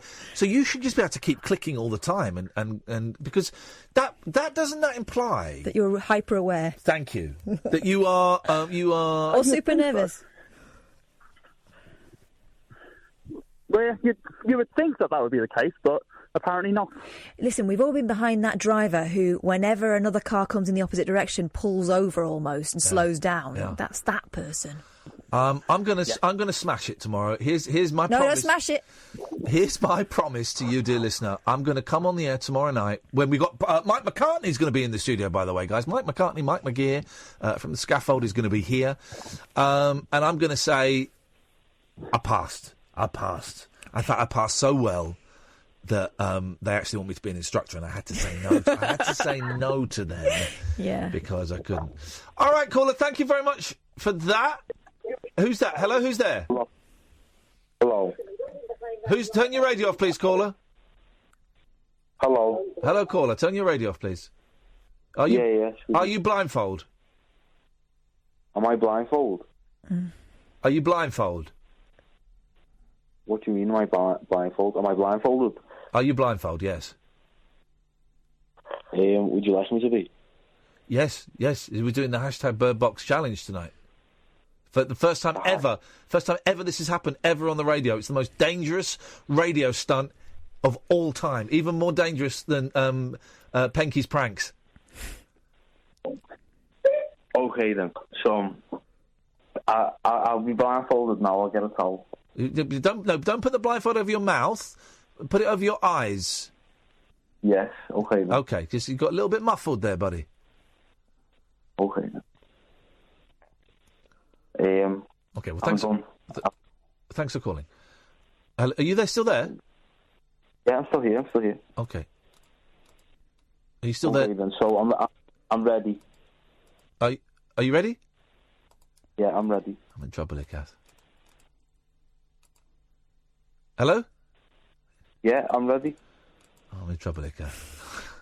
I've lost the sweet spot. It's like making love to a woman. I was going so well, right to close to the edge, and now I've lost the sweet spot. Oh dear. Hello? Right, he's gone. Just apologise and make your excuses. I think it's time to go to a break. Sam.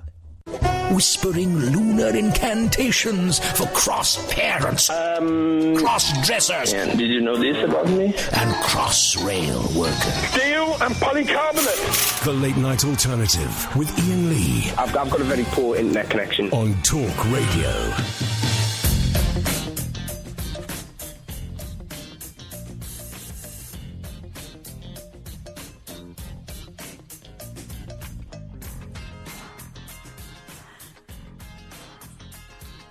Say something, for God's sake.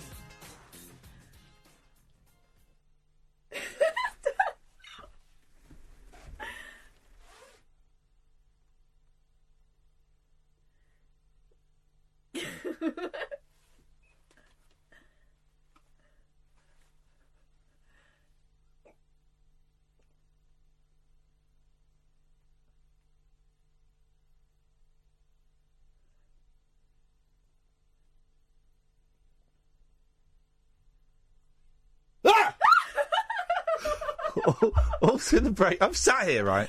My blindfold on. All through the break, I'm being quiet because I'm resting, and Kath's going, "Don't move! Stop it! Stop it! Speak! Don't creep up on me! Don't creep up! Speak! Well, we have an ongoing thing where we make each other jump, and that's been the situation for about 4 years. And so why would you stop now? This seems like a perfect opportunity. I'm a gentleman. No, you're not. 444991000. So far, the mouse, the way that so we're blindfold. Me and Katherine are blindfold, and Sam is blindfold as well. And I think we're doing bloody good in this rather pointless exercise. Actually, I think it's the boldest radio statement there's ever been. I still don't really get it, man. There's a lot of it's a political statement about how we are all gagged by the mainstream media, flailing about in the dark. Right. So my computer is down because I had to log out of it and I can't log back in, obviously. The computer that operates the phone calls, the switchboard, is in front of me. And I used to be touchscreen. Why can't we have the touchscreen back? Because I could do it with a touchscreen. And I'm controlling it by a mouse. But I'm not quite sure. There are 12 lines on there. 0344 499 1000. And what would normally happen, you would ring up, you speak to Sam, he'd call you back, I'd see, oh, look, Alan's on line 4, let's take line 4, and then that'll go down, and, oh, look, there's Susan's on line 1, and we'll ignore that, and all that kind of stuff. I can't do that. I'm just kind of clicking where I think a line is. I'm right on the edge of it. There it is. Hello, caller, who's this? Hello. Okay. So I got that. Okay, yes? Can you hear me? Not very well. Yeah, I rang you and I think it was just disconnected from you, like, a couple of minutes ago. Okay, well, could I ask you, could you do me a favour? Could you hang up? Yeah. Okay, thanks. Why would you want me to hang up? Hang up and then call back again, so we can just make sure, because the line isn't great. Okay. Is that all right, mate? Thank you. Sam. Okay, hopefully we won't get him again. Hello? So I'm moving the mouse. I think I'm going up. But then... So I was right on the edge of it there.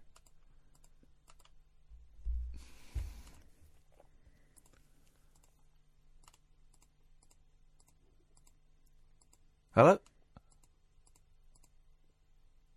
I'm going to go left a bit.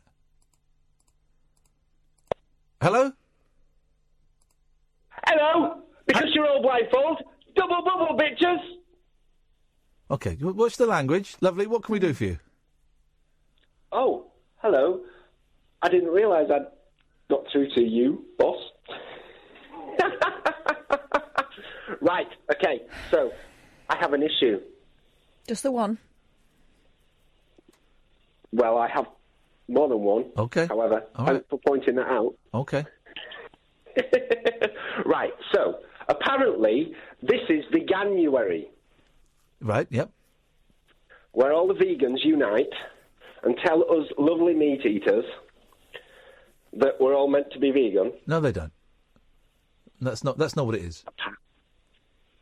That's what JHB said this morning. Well, she's wrong. That's not what it is at all. She's saying that because she knows it. She's an intelligent woman. I agree completely. Yeah. I agree. She's wrong. Yeah, it should be Veganuary. Okay, thanks very much for your call.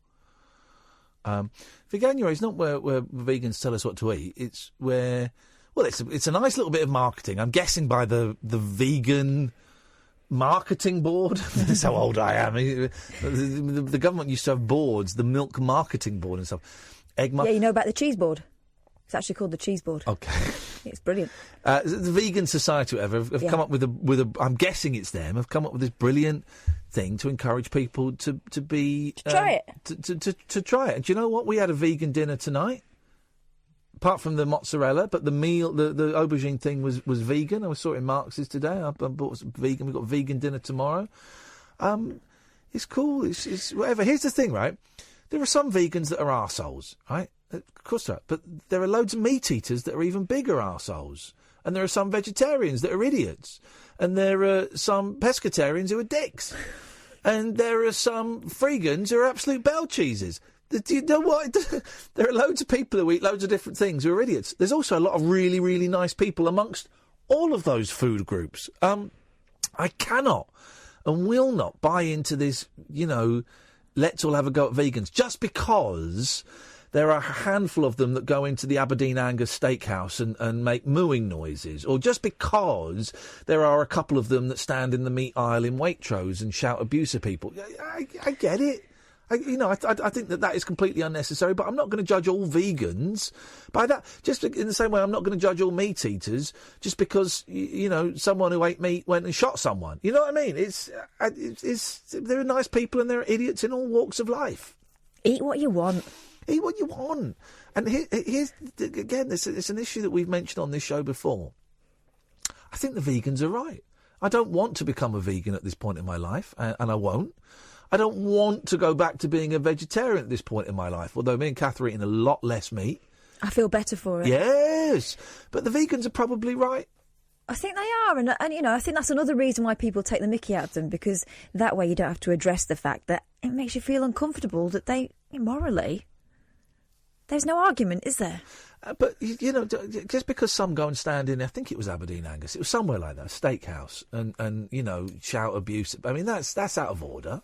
I get why they're doing it, because they're passionate about saving lives. That's what it is. That's the message they're trying to get across, is we want to save lives. It's not going to change anyone's minds there, though, is it? I think that's out of order to go and intimidate people. I think that people should be educated through osmosis, ideally, but people should be educated, through persuasion and facts and maybe a little bit of emotion, but not bullying like that. Hello, caller. Hello, boss. Hello. Hello. This is like me hanging on to the line. Okay, well, you can hang up now. Thank you. You can hang up now, because I found this line and I need to get other people on it. For January! Okay. I mean, it wasn't funny the first time. No, okay. You can hang up now, please. Okay. Bye. Bye-bye.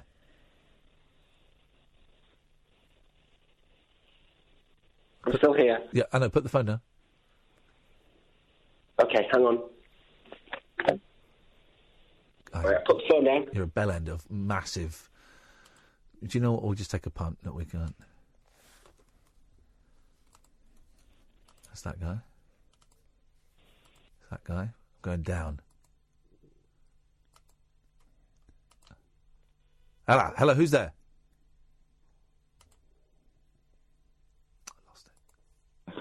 Hello, who's there? It is Dreamweaver. Hey. Hey, Dreamweaver. Can I ask, how long had you been holding on to come on? 2 minutes. Okay, all right. Well, I think I'm going in the right direction now. Dreamweaver, nice to talk to you. I hope you are. We're all going in one direction. We're not the pop group. We are a couple of deviators, but Flip it, I mean, what have you got for us tonight, Dreamweaver? Are you blindfold? Are you blindfold?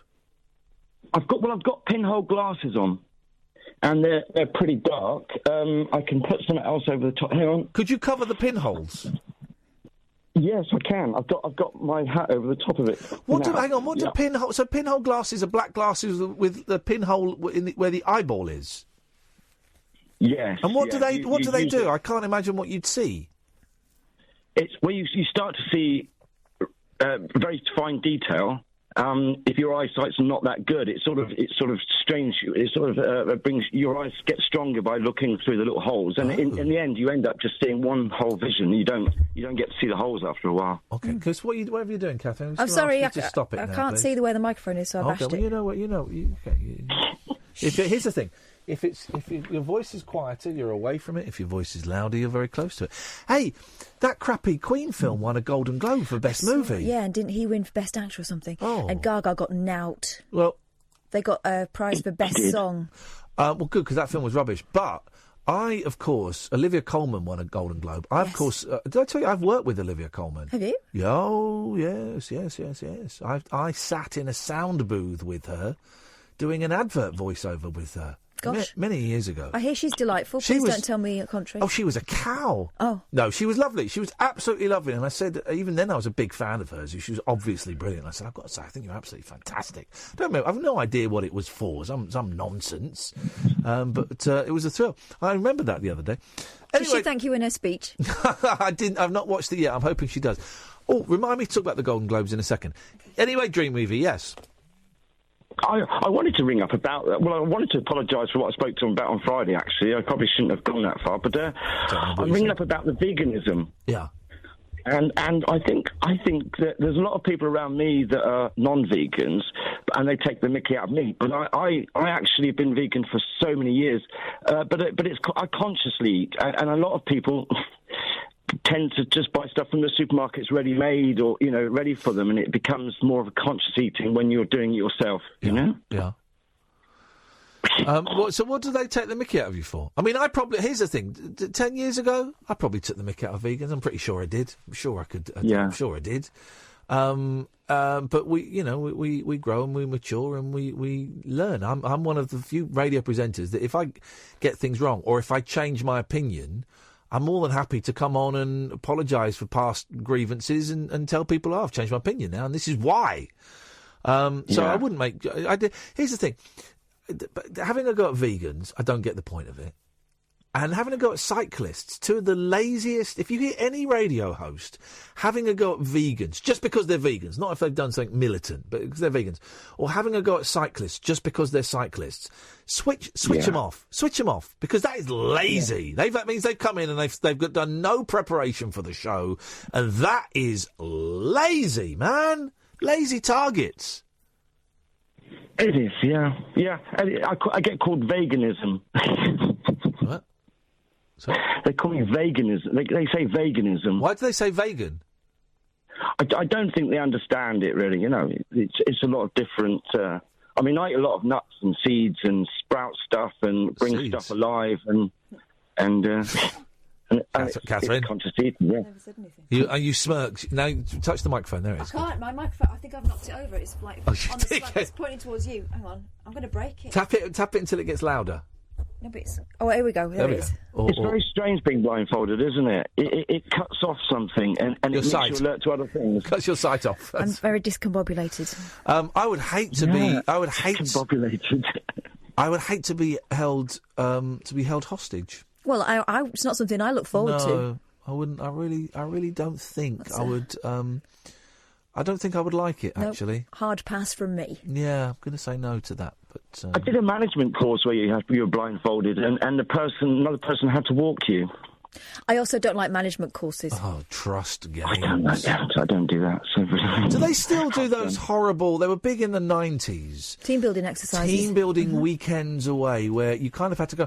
I remember, early 2000s when I worked at Absolute, and they had like a weekend away. Yeah. And I must speak to Jeff Lloyd about it. No, I'll text Jeff tomorrow to see if he... Because I'm sure he was forced to go. And I said, I'm not going. They said, no, you have to. It'd be good for morale, for all the presenters. I said, I've absolutely... They went to like a castle for a weekend or something. I wasn't drinking at that point. I wasn't drugging. And I went in and did a late night... The reason I like late night shows is because you don't see anybody else in the office. I wasn't going to go and spend a weekend with those guys. I must ask Jeff Lloyd about that, see if he remembers those.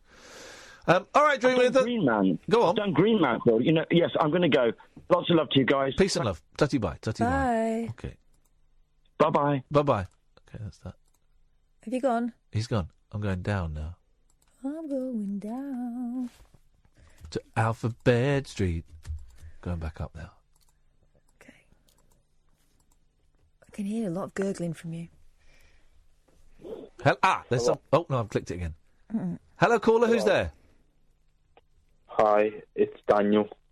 Hello, Daniel. I managed to hold back from singing Elton John there, so that's progress. Are you blindfolded, Daniel? Yes, I am blindfolded. What are you wearing, Daniel? Oh, what am I wearing? I'm wearing my pyjamas. No, what type of blindfold are you wearing, you pudding? Oh, my pudding. I'm wearing currently a homemade concoction. Oh, concoction. Of two tea towels tied together. Is it not made out of Johnny's mum's stockings? No. No? Johnny's mum's stockings weren't available at the time. Oh, okay. Is Johnny's mum there? No. I can hear Johnny, so I'm guessing Johnny's mum must be there. I'm not Johnny. No, I didn't say you were Johnny. I heard a female voice laughing. Yeah, I am in the presence of a female, but her name's definitely not Johnny. Okay. What would you like to say tonight, then, young man? So, rooting through the internet, you can find some very, very dark corners. And on the topic of blindfolds... Yes? Across the subject of one Jimmy Savile scandal. Well, you've heard... I don't really want to hear. You're talking about the milk. You're talking about the milking the cow. You're talking the joke about milking the cow. Yeah. No. It's not about victims. I still. Covered up. Okay. Well, here's a cover up. I used to work for the BBC. I've got family that work for the BBC, so I'm covering it up. Have that conspiracy theory, guys. I'm still part of the cover up. Still part of the scandal. Hello, who's there? Hi. Nobody is perfect. Oh, is that dickhead? Now's the time to play an advert for one of my colleagues, I think. Whenever you're ready, Sam. Neon lit night talk for torch singers, trolley dollies, and train wrecks like me. You never know just where the conversation will take you. What I'm going to say sounds ridiculous. The Late Night Alternative with Iain Lee on Talk Radio. It is. Did you miss the microphone? No, Sam did. It is the most dangerous radio experiment ever. The hosts, the producer, who's also one of the hosts, the tech op. Oh dear, the windy pop. The windy pop.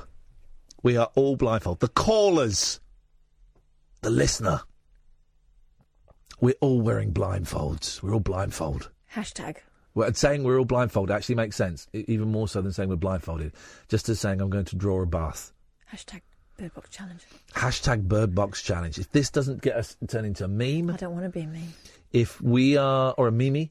If we are not trending at the end of this, then I'm hacking off a ball with a rusty knife. Oh, don't do that. I'm doing it. Because this is probably the greatest radio event. Hashtag Ball Box Challenge. Of all time. It's even greater than when all the commercial radios from different networks link up for that charity day. It's even better than that. Yeah. Okay.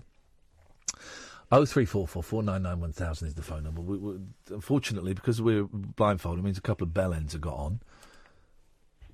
Hello, caller. Who's this?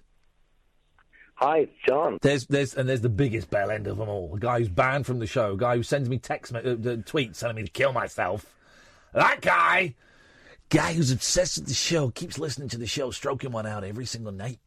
Even though he's not been on it for about 5 months. Can't get enough. Just can't get enough. Just can't get enough. Yeah. Hello, caller. Who's there? Hello, caller. You missed a sweet spot again. Hang on. Who's there? It's John. Go away, John. There's the thing. You're not going to get on, John. You're not going to get on, John. So move on. Move along, buddy. Okay, so that means he can't.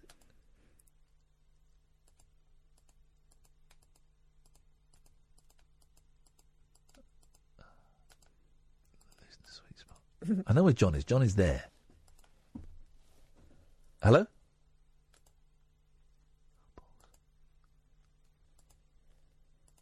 Lost it. Okay. Shit. Hello?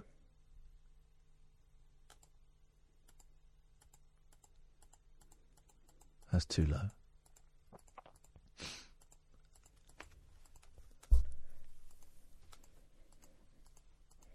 Can you please stop breathing like a pervert? I am a pervert. Well, just stop breathing like that, though. Stop, please stop. I'm trying to listen. I'm really trying to listen. It turns out you're more annoying when I can't see you.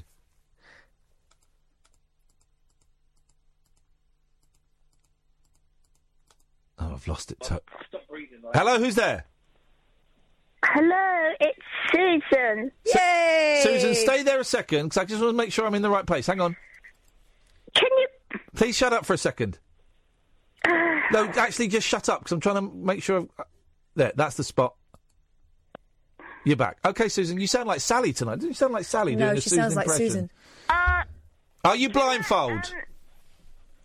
I have, but I've had to just lift it to see the number to OK, we'll put it... Lower it. Can I ask you a question? You can ask me a question. I may not answer it. Have you had sex tonight? Because you sound in a post-coital calm mood. Jesus Christ. Grow up. Grow up. Wait, you do? Grow up. You sound as if you... Oh, I lost her now. Grow up. There she is. Grow up. Do you want to hear some gossip? What's that? Hello, what are you doing? Do you want to know some gossip? Turn your radio off, Karen.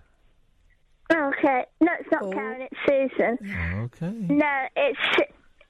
Can I tell you a secret? Can I tell you a secret? Can you call me back? I've got no credit. Can't do that, I'm afraid. We're blindfold. Right, what do you want? What secret have you got? I don't believe anything that you say. Why? I just having heard you on other radio stations with kind of a different vibe and stuff. I just want... No, it's true. I swear, it's true. Okay, it's true. Okay, but I reserve the right to not believe it. I reserve the right to not believe it because that is my right. Yeah, you do have a right. Thank you. But I swear to you, it's true. I haven't got enough imagination to make it up. Okie dokie. Right, what were you going to tell us? Well, I met someone today, and she said, "You know that chap you were talking about?" I said, "Yes." She said, "Is his name so-and-so?" I said, "Yeah." She said, and she mentioned his appearance, his colouring. I said, "Yes." She said, "Does he live at so-and-so?" I said, "Yes." She said, "I think my friend has been seeing him for 4 years." So this is a woman who'd heard you on the radio show? No, it's nothing to do with the radio show. Right. Then... Nothing at all to do with the radio. Right. Okay. No, she doesn't listen to the radio. Okay. Her friend has been seeing him for 4 years. I said, "Is she a lawyer?" She said, "No." I said, "So that means that he's been seeing your friend." I thought we'd established that. I thought we'd established that if this man actually does exist, which I'm slightly dubious about, then he's been shagging loads of people. I thought we knew that, didn't we? Didn't we know that? Yeah. That was established. But there's worse to come. His friend, her friend, this lady's friend. Here's the thing. I don't want to hear it. Why not? Because I don't care about this guy. Do you care about this guy, Catherine? I'm concerned. Okay, Here's the thing. You shouldn't care. I don't understand why you're still giving this guy headspace. Yeah. No, it's just that right, okay, here's the thing. I know you don't want me to tell Francesca, but I am going to do something. Do whatever. Francesca needs to know Here's the thing. Do whatever. I don't care. She needs to know. Whatever. I care as one woman to another. She needs to know what's going on here. Then stop telling me and go and tell her, because honestly, I don't care. I don't care what you do. I've got to be careful. Right, what do you want to talk about?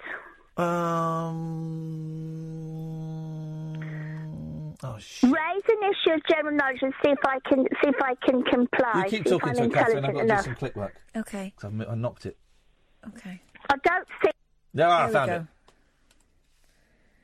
Okay. Give a try. It's there. Right. Okay, I got it. So here's the thing I liked about the Golden Globes. Right. I didn't watch it. No interest in it whatsoever. So, is that what you liked about it? No. I watched I saw some buzz. There's a little bit of buzz about the opening monologue. And who hosted it? It was the gentleman who does the parody songs with... Weird Al? No. The modern gentleman who does the parody songs with people like Michael Bolton and Justin Timberlake. Andy Samberg. Andy Samberg. And do you know the name of the woman that hosted it as well, Sam? She's American actress. I believe an Asian actress. Oh, is it Michelle Yeoh? No. Michelle, no. Can't remember her name. But I've seen her in a few things. And normally... Cho. Was she the one that was in that thing recently where... Killing Eve, or whatever it's called? I don't know. I don't know modern references. I only know because there's been a lot of pictures of her on Twitter today. Yeah. And in the past, I don't know who hosted it last year, but a few years ago, Ricky Gervais did it. Yeah. And these award ceremonies, it's kind of like a roast as well. It's very mean, particularly the Golden Globes, more so than the Oscars, but even the Oscars has a thing where it's kind of mean jokes, poking fun at people, right? Particularly when Gervais is hosting. It's very, very funny when Gervais is hosting. He's a funny guy, making jokes about people, and just on the right side of litigation. We had a joke in the 11 o'clock show that got... That was about someone litigious heterosexual. I know exactly where you're going. And it kept getting bounced back and forth to the lawyer saying, you can't say that, you can say that, you can't say that. And of course, I think we recorded it, it didn't go out in the end. Litigious heterosexual diddle. Yeah. It kind of kills the joke a bit, doesn't it, when you've done that much back and forwards? No, because the punters don't know about it. I remember once having a conversation with someone about whether shit was funny or as funny as crap and all that sort of stuff. Yeah. And in the end you go, oh, God, no, I don't even want to say any of this anymore. Oh, but the thing with that, with that 11 o'clock show was, the punters didn't, and the audience hadn't seen it, so they could... yeah. But so these two young talents did it... it was still full of jokes... It's still funny, but here's the thing, it wasn't mean. Oh. It wasn't mean. Well, I think America's had enough mean. Yeah. And it was still funny. And there was a really good joke made by the young woman about, I can't think what the movie was, but it was about, and we haven't had an Asian lead in a film since Moana and Ghost in the Shell. Which, of course, are both Asian characters, or one is Hawaiian. Yeah, Polynesian. Polynesian, thank you. And one is Asian. Both played by Westerners. Yes. But I didn't realise that Moana was played by Emma Stone. Is that who it was? I've never seen that one. No, I've not. But my kids think it's good. I kind of assumed it would be someone of Polynesian descent. It's not. It's Emma Stone. And Emma Stone quite humorously shouted out, "I'm really sorry." And of course, Ghost in the Machine is a Japanese... Scarlett Johansson. Yeah, exactly. It's a Japanese character played by that, and I thought that was nice. But it was just... I thought it was really interesting that that they did an opening monologue that wasn't mean. That was actually... but was still very, very funny. There was a joke about Black Panther. And Sandberg said, I wonder if any of the original Black Panthers from the political movement were... invited to take part in the film. Of course they weren't. They were all framed by the police and brutally murdered. Wow. Now, and it was just, it was, but there was it wasn't being rude about the Black Panthers. It was pointing out, slight exaggeration, but historical facts.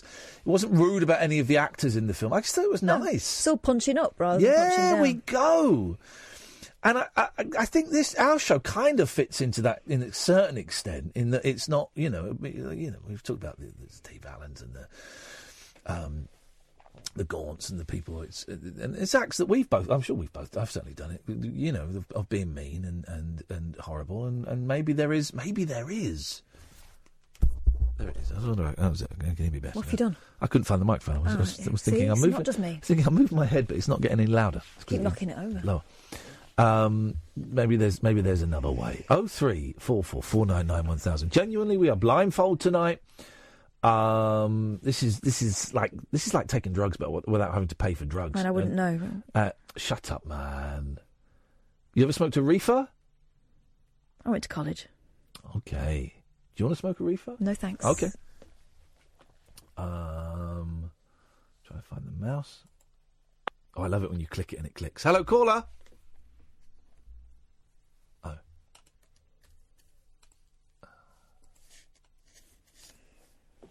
Hello, caller. I've got some information for you about your babies. Okay. How about if you get the baby a walkie-talkie? Because you said they don't live far from your house, do they? They live baby, if he miles away. misses you, he can get on the walkie-talkie. Well, here's the thing. His mum's got a phone. Well, why don't you get him a little mobile? Because he's 6. I ain't getting a mobile for another 12 years. He doesn't need one. He doesn't need one, and it's too far. That's a lovely idea, but it's too far away for a walkie-talkie. Well, what about a walkie-talkie then? It's too, as I said, he's too far away. What, for a walkie-talkie? I thought you said you're only down the road. Don't ever go at me because you made up a fact. I'm not having a go at you. No, he's miles away. I'm not having a go at all. He's miles away. Why don't... Oh, I thought you... I thought... I must have misunderstood you. I thought you said you were just a road away. Okay, let's... Hello, caller? The other thing... Go on. I think that's the only one we got. Go on, then. And then if he misses Daddy, he can write little things down. Okay, that's a great idea. Thanks. Yep, thanks very much. I'm going to ask you to put the phone down so that another caller can come on. Okay, bye. Thanks, Susan. I'm guessing. Here's the thing. I'm not looking at the clock. I'm going to do a time check. It is 11:40 exactly. I mean, don't if you're. It is 11:40 exactly. If you're supposed to be meeting someone, don't rely on that. Sam, get ready for it, buddy, because here comes some wicked adverts. No rules nocturnal nattering for nightbirds, nurses, and Nosferatu. All right, cool. The Late Night Alternative with Iain Lee on Talk Radio. 0344 499 1000. We are blindfold. I'm starting to get a little bit of a headache, if I'm honest. Right. You're starting to get on my nerves. Well, if I'm being completely frank. In fact, you're a very, very annoying person to be blindfolded with. Why is that? Because you're just arrogant. I'm arrogant. Oh. She's arrogant. It's just difficult to work with you sometimes. Good. Okay, fine. Hello, caller. Oh, there was someone there. Hello? Oh. Yes, hello, can you hear me? Unfortunately, we can, yes. Unfortunately, I'd just like to throw something your way, Ian. So basically... Why are you trying to do a slightly different voice from the last voice that you did, son? A slightly different voice? Yeah, slightly different voice. Oh, it's time for the news. Across the UK, online and on DAB. Take a far-out trip into the twilight zone of late-night radio with Ian Doo-Doo-Doo-Doo-Doo-Doo-Doo. Unmissable late-night radio with the original king of unconventional conversation. Make contact with Ian Lee. The Late Night Alternative with Iain Lee on Talk Radio. Hashtag Bird Box Challenge. We're doing the show blindfold. Kath just shit her pants. Not literally. So quite. during the break, right, because that news, that alarm for the news came very, very quickly. Time has gone a little bit elastic, so we're worried it's now like 11:45, and we've done that. Anyway, so during the news, I got Google to set an alarm for 12:54, because Ross will be in, right? It's Paul Ross to you. I'm not having him sneaking up on me again. But I also then tried to get Google to tell me the time, and it won't tell me the time. Ask it again. I don't know where I've put it, hang on. I don't know where I've put my phone. Hey, Google, where is my phone? There it is. Right. Okay, yes. Sorry? Okay, yes, what? Hey, Google, set an alarm for 12:54, please. Sorted. Your alarm's set for 12:54 a.m. Hey, Google, what's the time now, please?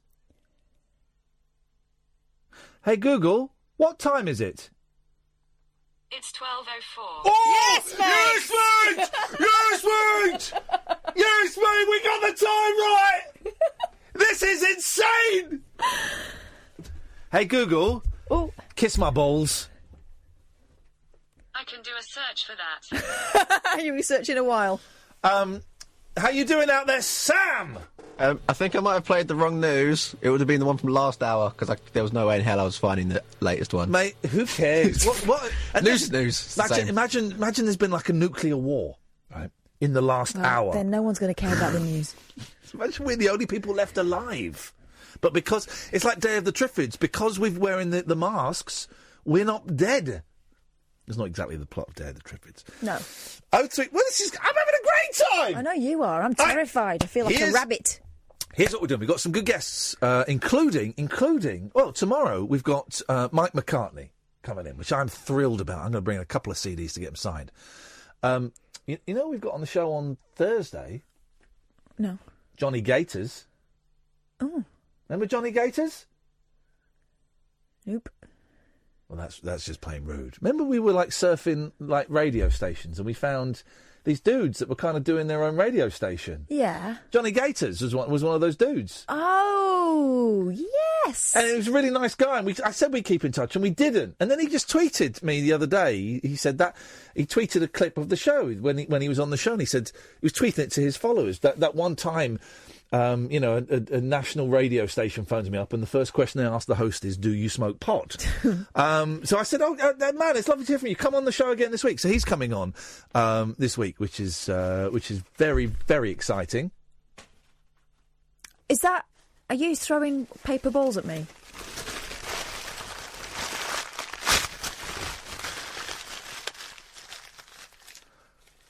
No.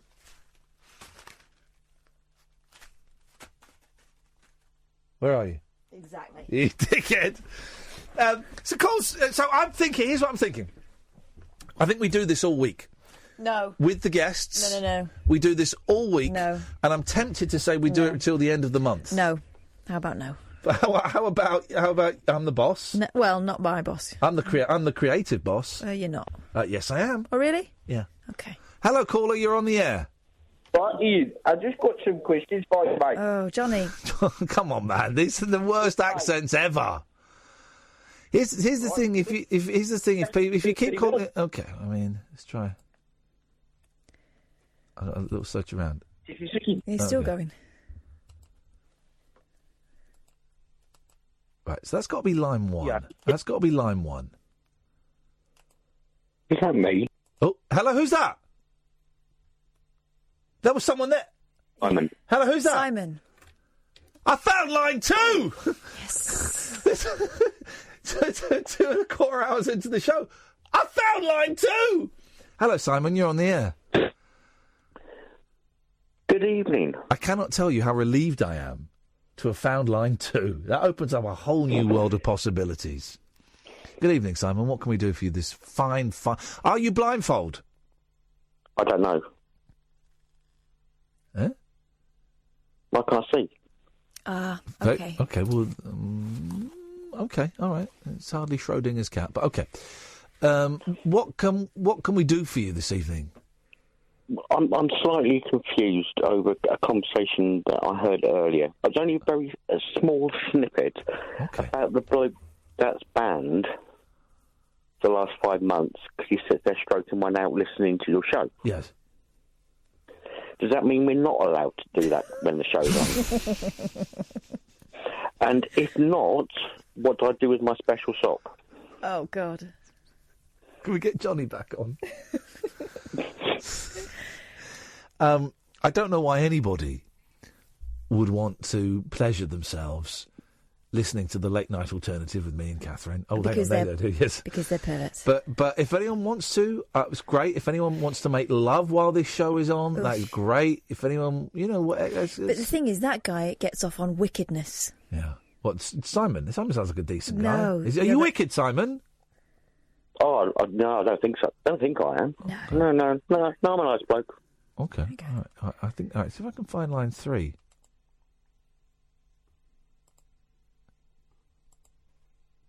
Lost line 2. You had to get flashy, didn't you?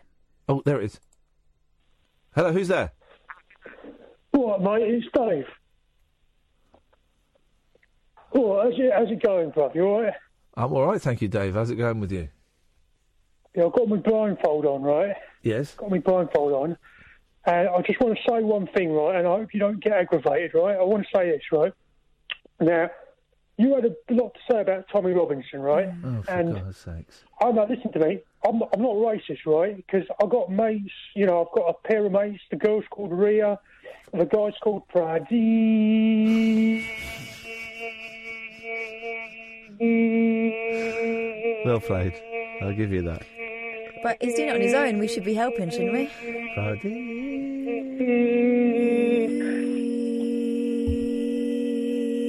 Well, that's a nice chord.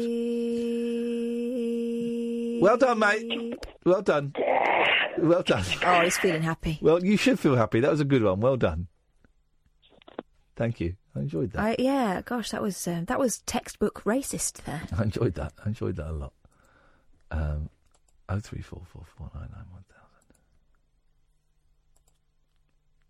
Now I'm a bit lost. Hello, who's there, caller?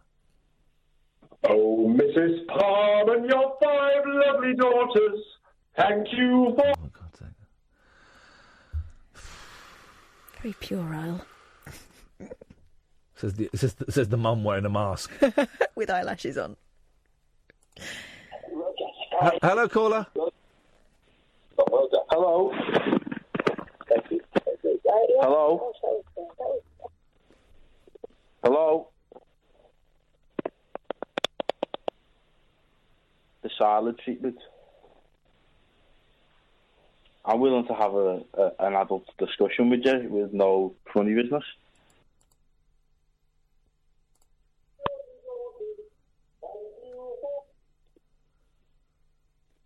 Hello? The mum wearing the mask.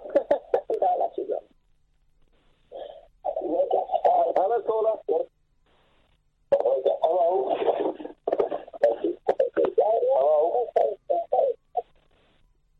Hello. The silence is good. We get some thick callers, but this guy is the thickest. Has he got one of those old-fashioned phones? I think so. You have to waggle the Have I got one of them old-fashioned phones? handset. It's got an old-fashioned mind. Hello, caller. Who's this? Hello, mate. Yeah, come off speakerphone, buddy. Oh, I didn't realise there was.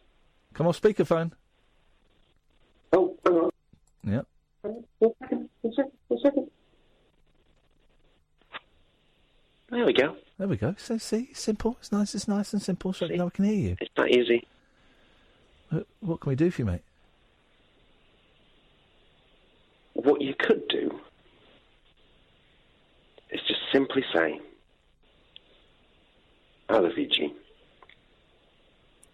I will not be forced. I'm not forcing you. I'm just asking. Okay. Is it too much to ask? Yes. One human being to another. It's too much to ask at this time of the night, yes. Damn. See? Unloved. Unwanted.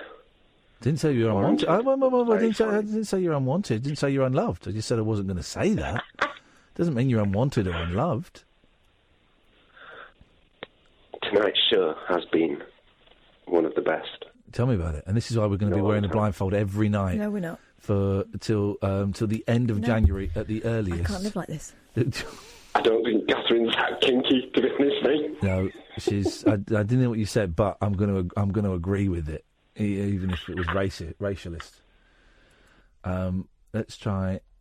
Hello, caller. Hello. Hello, Susan. No, it's not. Shut up. You and Susan sound alike. No. Oh, sorry, I clicked you off. Insulted. She sounds like this. Realm, oh, come on, Ian. Depths of hell. Susan's. Do I sound like Susan? Catherine's doing a very good Susan impression. Doing it again. Oh, come on, Ian. Talk to me. Wow. Sally, I think it's time for a break. Can I come back to you in a second? Mm-hmm. Will you please not move because we won't find you again? Okay, yes. This is Talk Radio. This is exactly 12:15. Sam. I'm pointing to him. Come on, Sam! Unmissable late night radio with the original king of unconventional conversation. Make contact with Ian Lee. The Late Night Alternative with Ian Lee on Talk Radio.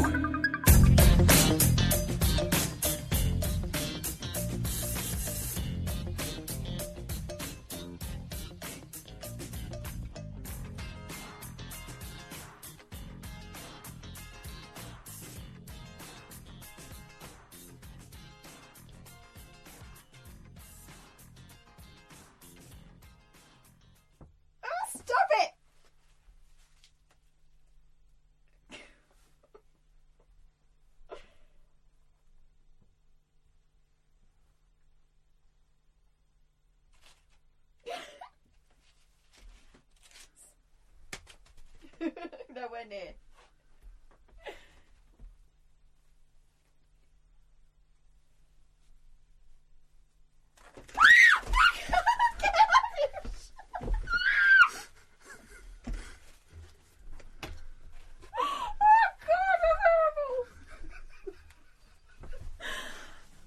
Just got to find my You're way. cheating. I've left a trail of breadcrumbs to find my You're way back to my You're seat. cheating. You're cheating. You are. I'm not How did you looking. find me? I was miles away. I crawled around and heard. Oh Jesus! The chair fell over. Right, hang on a minute. Right, I'm gonna find my headphones, my headies. Miles away. Do you want to set the scene as to what we're doing? All right. No, I don't think my microphone works. My microphone is. Am I the wrong one? I'm on the wrong one. Mine's on. Come on. Hang on. No, I'm on the right one. Sally, you there? Hello. Yeah, I'm here. Okay, Sally. That testosterone. I think I pulled my headphones out. I did that as I was crawling back. Oh, mean. Very mean. Me, Mr. Mustard. I'm going to be honest, Sally. I don't know if this sounds any good, but I'm having the time of my life tonight. This is it. Excuse me. Sorry, Catherine? I can't find the hole. There you go, you see. So I'm not into kinky sex. Listen to Catherine. Look. It's a professional broadcaster. Yes, I'm in. Good evening, Sally. Hi, Sally. Hello. I don't sound like Susan. Please don't say that. It's horrible. You sound quite like Susan. Anyway, let's not dwell on the negatives. Let's have some positives. Let's get some positive impact in our lives. This is what the kids want. Okay, yep. Hang on. What was that? Was that an ad break we played or a trail? It was an ad break, wasn't it? It was an ad, yeah. Okay, right, fine. So we've got a trail and an ad, and then the 12:54 alarm's going to go off, and Paul Ross will come in, and we'll be You know fine. he's going to come in before that. Yeah, we're going to be listening. We're going to be listening for that SH1T bag. Oh dear. Yes, Sally. What can we do for you this evening? Are you blindfold? I don't know. I just phoned. I didn't want. Well, no. I've got my head down my top. Oh. And Wowzers. Yeah, I didn't want to get the blindfold out because I didn't want to give certain people ideas. Okay, so, you didn't want your ex-partner to think it was some kind of game. Also, her eyelashes, I expect, are on point tonight, and she doesn't want to be squashing them. Yeah. My eyelashes. I just had them done a couple of weeks ago, so they've got another 4 weeks left. What do you mean? What do you mean you had your eyelashes done? What do they do? They add eyelashes. Sorry? They add extra eyelashes. Well, they add So what? They lengthen them, or they add more in between each other? Yeah, like extensions. They add more in between each other. Yeah, or onto That's other different. eyelashes. Well, hang on a minute. So what? On one eyelash at the end of it, instead of just putting another long one, they'll put maybe like 5 long ones. It doesn't go on the end. No, it doesn't go on the end. It goes onto the lid. It sort of sits on top of your the row of eyelashes. Yeah. Why don't you just use thickening mascara? Oh, it's not the same. Because it doesn't add the length. It's not just about the girth. It's the length too. All right, there we go. There's nothing sexier than a woman with eyelashes hanging off. Hanging off. No, but of course the sexiest image is a woman in a man's shirt. Nothing else. Okay. Which man's shirt, though? Baby! Yeah. So, well, we're blindfolded and you're not. That's to tell you off. Okay. Well, I'm not blindfolded. I'm not. Well, no, I know. blindfolded. That's why I just said we're blindfolded and you're not. So you can't play with us. Let's try there. Hello, caller. Paul, I was being really cocky. Yeah. Hello, caller. Hello. Oh, no, put the phone down, please. I can't see. Oh, you can? Just take your head out your top. Oh, right, okay. Ah! All right, bye. Bye. It totally sounds She's like blinded Susan. by her own knockers. Totally sounds like Susan. She does not. Hello, caller.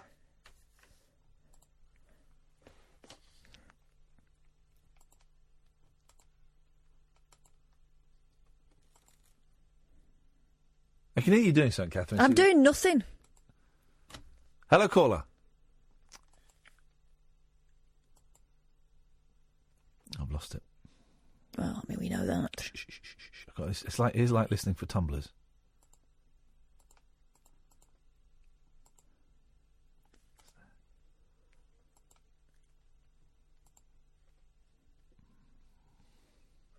I've lost it.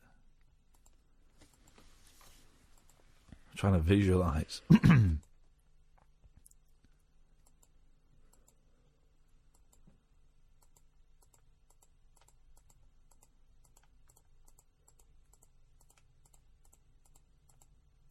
Hello? Hello?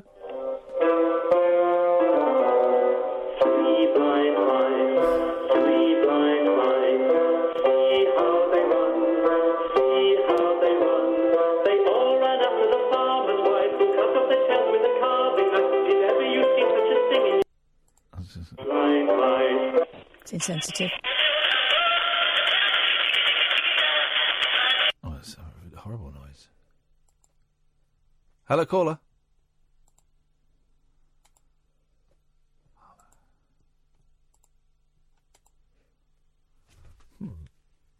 Had it and then we lost it.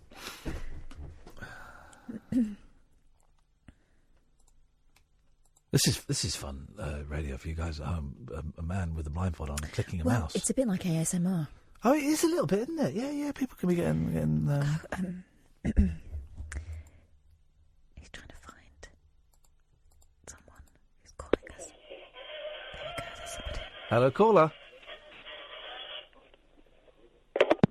Oh, that's just rude. Right, that means it's a line. So if I just wait there, then someone might come back. 03444991000.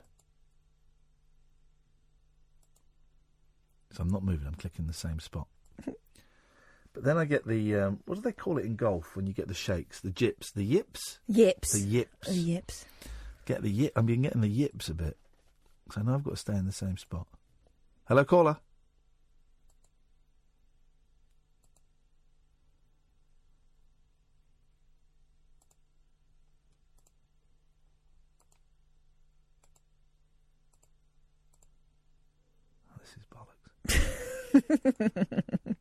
Finally, you agree with me. No. The experiment is working. I mean, is it? It's the callers. Yeah. I don't think half of them are blindfold. I think they've been lying. I shouldn't have moved. But that could have been like line 6 or something. I mean, and the chances of line 6 get another caller 1,000,000 to 1. You're making a lot of gurgles. Have you got any stories in the paper that you can do? Yeah, probably, but I can't see them, can I? Right, okay. Did you not remember them? Let me think. There's a rude one. Can't remember what it was. I mean... Hang on. I'm close. Miles. I've gone miles away. Oh. Hello? Man, I'm telling you, the Chinese moon landing is a lie. Here we go. Hang on. Say that again? The Chinese moon landing was a lie, I'm telling you. What makes you say that? Right, I clicked him off because I want to make sure I got the right spot. Crystals and black holes, and I've studied this. I'm telling you, I have proof. Oops. What's your proof that the Chinese... I believe that the Chinese have landed on the dark side of the moon, and I believe that there is nothing there. Are you saying you're a secret Chinese agent? Because that sounds like you're saying that you're a secret Chinese agent. Literally doesn't sound anything like I'm. Literally doesn't sound anything like I'm a secret Chinese agent. Which is exactly what a secret Chinese agent would say. Except they'd say it in Chinese. Konnichiwa, shishie. That's just Japanese. You're racist. Wow. Hello? Is that it? It's gone. 03444991000.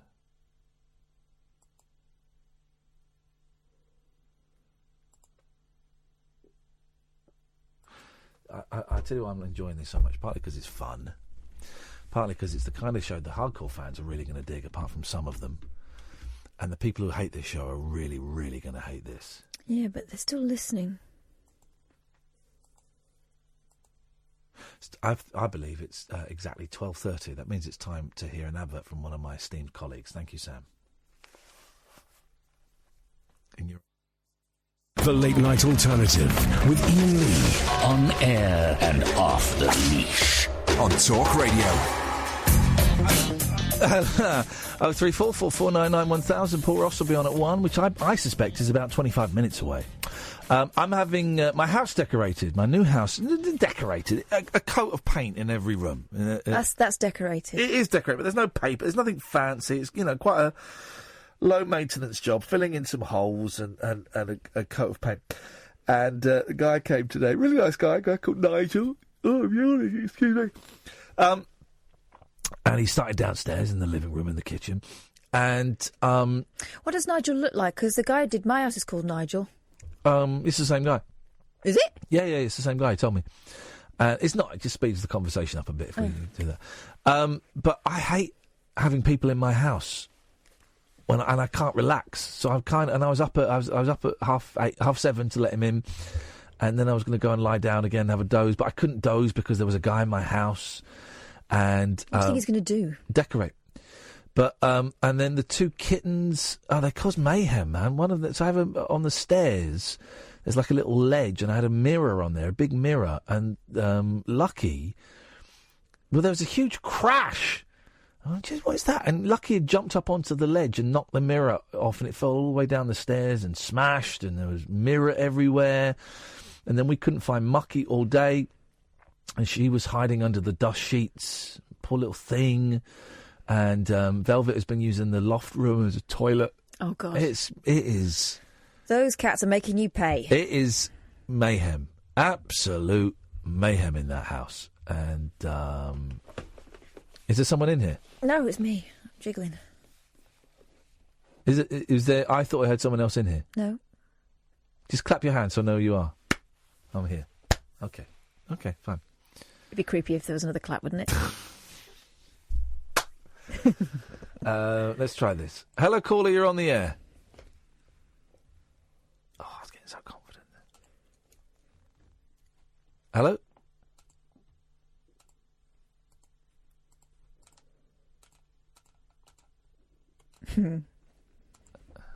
There we go. Hello, caller. Evening, how you doing? I watched that Bros documentary. Oh, sorry, I'm just checking where you are so I can cut you off when I need to. Hello, go on, sorry, mate, go on. Sorry. Yeah, I watched that Bros documentary yesterday. Oh, yeah, what did you make of it? I thought it was really, really good. It was quite surprising how chaotic it was right up until effectively the last minute of the gig. Didn't the rehearsals seem to... And this is, by the way, Katherine and I are doing a screening of it in March. It's almost sold out with the director, Joe Perlman. It's almost sold out. I think we're going to get a load of Brossettes there as well, which will be fun. Are. People that don't know us. But I want to ask you about this. The rehearsals... What's your name, caller?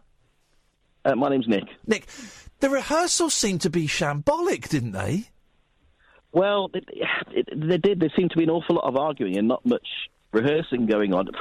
I mean, it might have been a lot longer and just been edited out, but it kind of seemed to be all over the place. And I know you've had the drummer guy. I can't remember whether he's Matt or Luke. You've had him on before, I think, haven't you? And interviewed him. Well, no, I've interviewed Matt years ago on the BBC, and we didn't really click.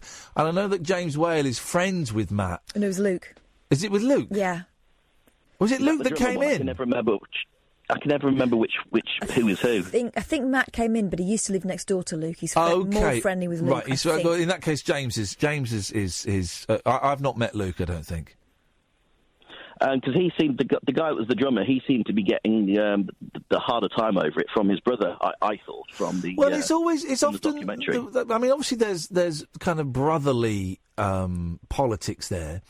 But yeah, often in the band dynamic anyway, the front man often does call the shots more or wants to call the shots more. And annoys everyone else more. Yeah, and that can cause tensions. And Luke, as far as I could tell, Luke hasn't done a gig for years because he does the movies. But Matt, I didn't realise that Matt had played Wembley Arena like 2 years ago or something. So he's been doing gigs over here, but... And also he's got his Vegas residency, so... Oh, he's the new Frank Sinatra, of course. It's a good old film. That I've got the DVD now. I've not watched the extras. When I get my house back, maybe at the weekend, I'll watch the extras. No, it was well worth watching. Now, I put into Google, as you do, Bros Tour. Yeah. Now, I assume this was, as you do, I assume this was made a couple of years ago, because didn't they cancel a load of tour dates, and was that... This was last year, the tour, because Matt was in here with James. I don't know when that was, but I remember saying to him, "Are you all set for the concerts?" And he said, "Yeah." So it was last year, yeah. And Nottingham and Manchester and a couple of others were cancelled, and I googled it as well, and they said for logistical problems, which seemed a bit of a cop out, because you would have thought that if they'd have booked the date, they'd have perhaps sorted the logistics out. Yeah, so, you would think so, wouldn't you? So, you wouldn't book a concert hall and then think, oh, what should we do to put it together? So here are the theories. I got 3 theories, right? 1, there was logistical problems that occurred, right? 2, they fell out so much they couldn't play those shows. 3, they didn't sell the tickets. 4, a mixture of all of those. Yeah. Well, 5, they kind of fell out again, which is what I thought might have happened. Hang on. 5, your 5 is my number 2. That was it. Okay, sorry. That's all right. Go on. So explain. Are you wearing a blindfold? I am indeed, and that's probably why it's confusing me. The thing is, I believe you. I believe him too. That's what makes it so ridiculous. Is I can picture you. Otherwise, this becomes. What's your blindfold like? Is it a proper one? Very dark. Well, it's very dark. No, I've got one of those things that like you've got. I flew back from Chicago a few days ago, so I had one of those BA little eye mask things, so I've got one of those on. Oh, wicked. Nice one, man. Thank you. Go on. So extrapolate your theory, please. Well, there seemed to obviously there was an awful lot of tension in the documentary, especially with that Good Morning part, which they played at the beginning and part of the way through. Yeah. And I thought, the lead singer was probably giving the drum guy a bit of a hard time when he wanted space. The lead singer and the drum guy. Well, I can never remember. I can never remember who's who, whether it's Matt or Luke. Yeah, I've only just got it in the last couple of days. I was always struggling. Yeah. It was, yeah. And when the drummer was saying, "Can you give me 5 minutes?" his brother just wouldn't leave him alone. When he just wanted 5 minutes. So that's why I think they. And what did he say at the very end? When worlds collide, one of 2 things happens: either 1, there's destruction, or 2, there's new beginnings. And I kind of wonder whether they got it back together and they were friends, because of course they were all emotional with that song regarding their mother and that sort of thing. Yeah. And then the riff started to come back again, and that's why they cancelled the gigs. And if it is, that's on a human level, that's a real shame. Yeah. Because you would hope that as brothers they might better. Well, also that means they must have made a load of money from that gig. That means that they're sorted. Then all they've got to do is book 1 gig at the O2 every year or every other year, and that's their pension then. Surely. Yeah, absolutely. But if they've fallen out to the point where they couldn't do it, see, I'm erring on the side of ticket sales. Mm. This is. I've got no evidence to back this up. This is purely guesswork. But I think, because I know they didn't sell out Wembley Stadium when they did it, and everyone was going, "Bros are doing a stadium gig. That's insane!" And they had to keep adding acts to the bill. And for them to sell out the O2, that's huge. That's a huge thing. But then to do an arena tour of Britain, I don't know if there's that much of a demand for it. I mean, when you put it into Google the tour as well, I don't know if you picked up some of the reviews, and the reviews were okay, but they weren't particularly overwhelming. I think was the general consensus from it. But of course, I hadn't seen. I must admit, that was before I'd seen any footage of them doing the tour or anything like that. They weren't doing it for the reviewers. They were doing it for the fans. Yeah, do you know what? I think the Brossettes would be happy with whatever they were given. It wasn't really about that. It was a bit like, when people used to go and see the Beatles and scream all the way through it. It was that experience of getting back together and feeling like you're 15 again, I think. I mean, I did think it was nice that when he came out at the airport and there were fans there, that he took the time to have photos with them, sign things and that sort of thing. I thought that was very, very nice. It took time to speak to all the fans. I suspect they'd asked them to come.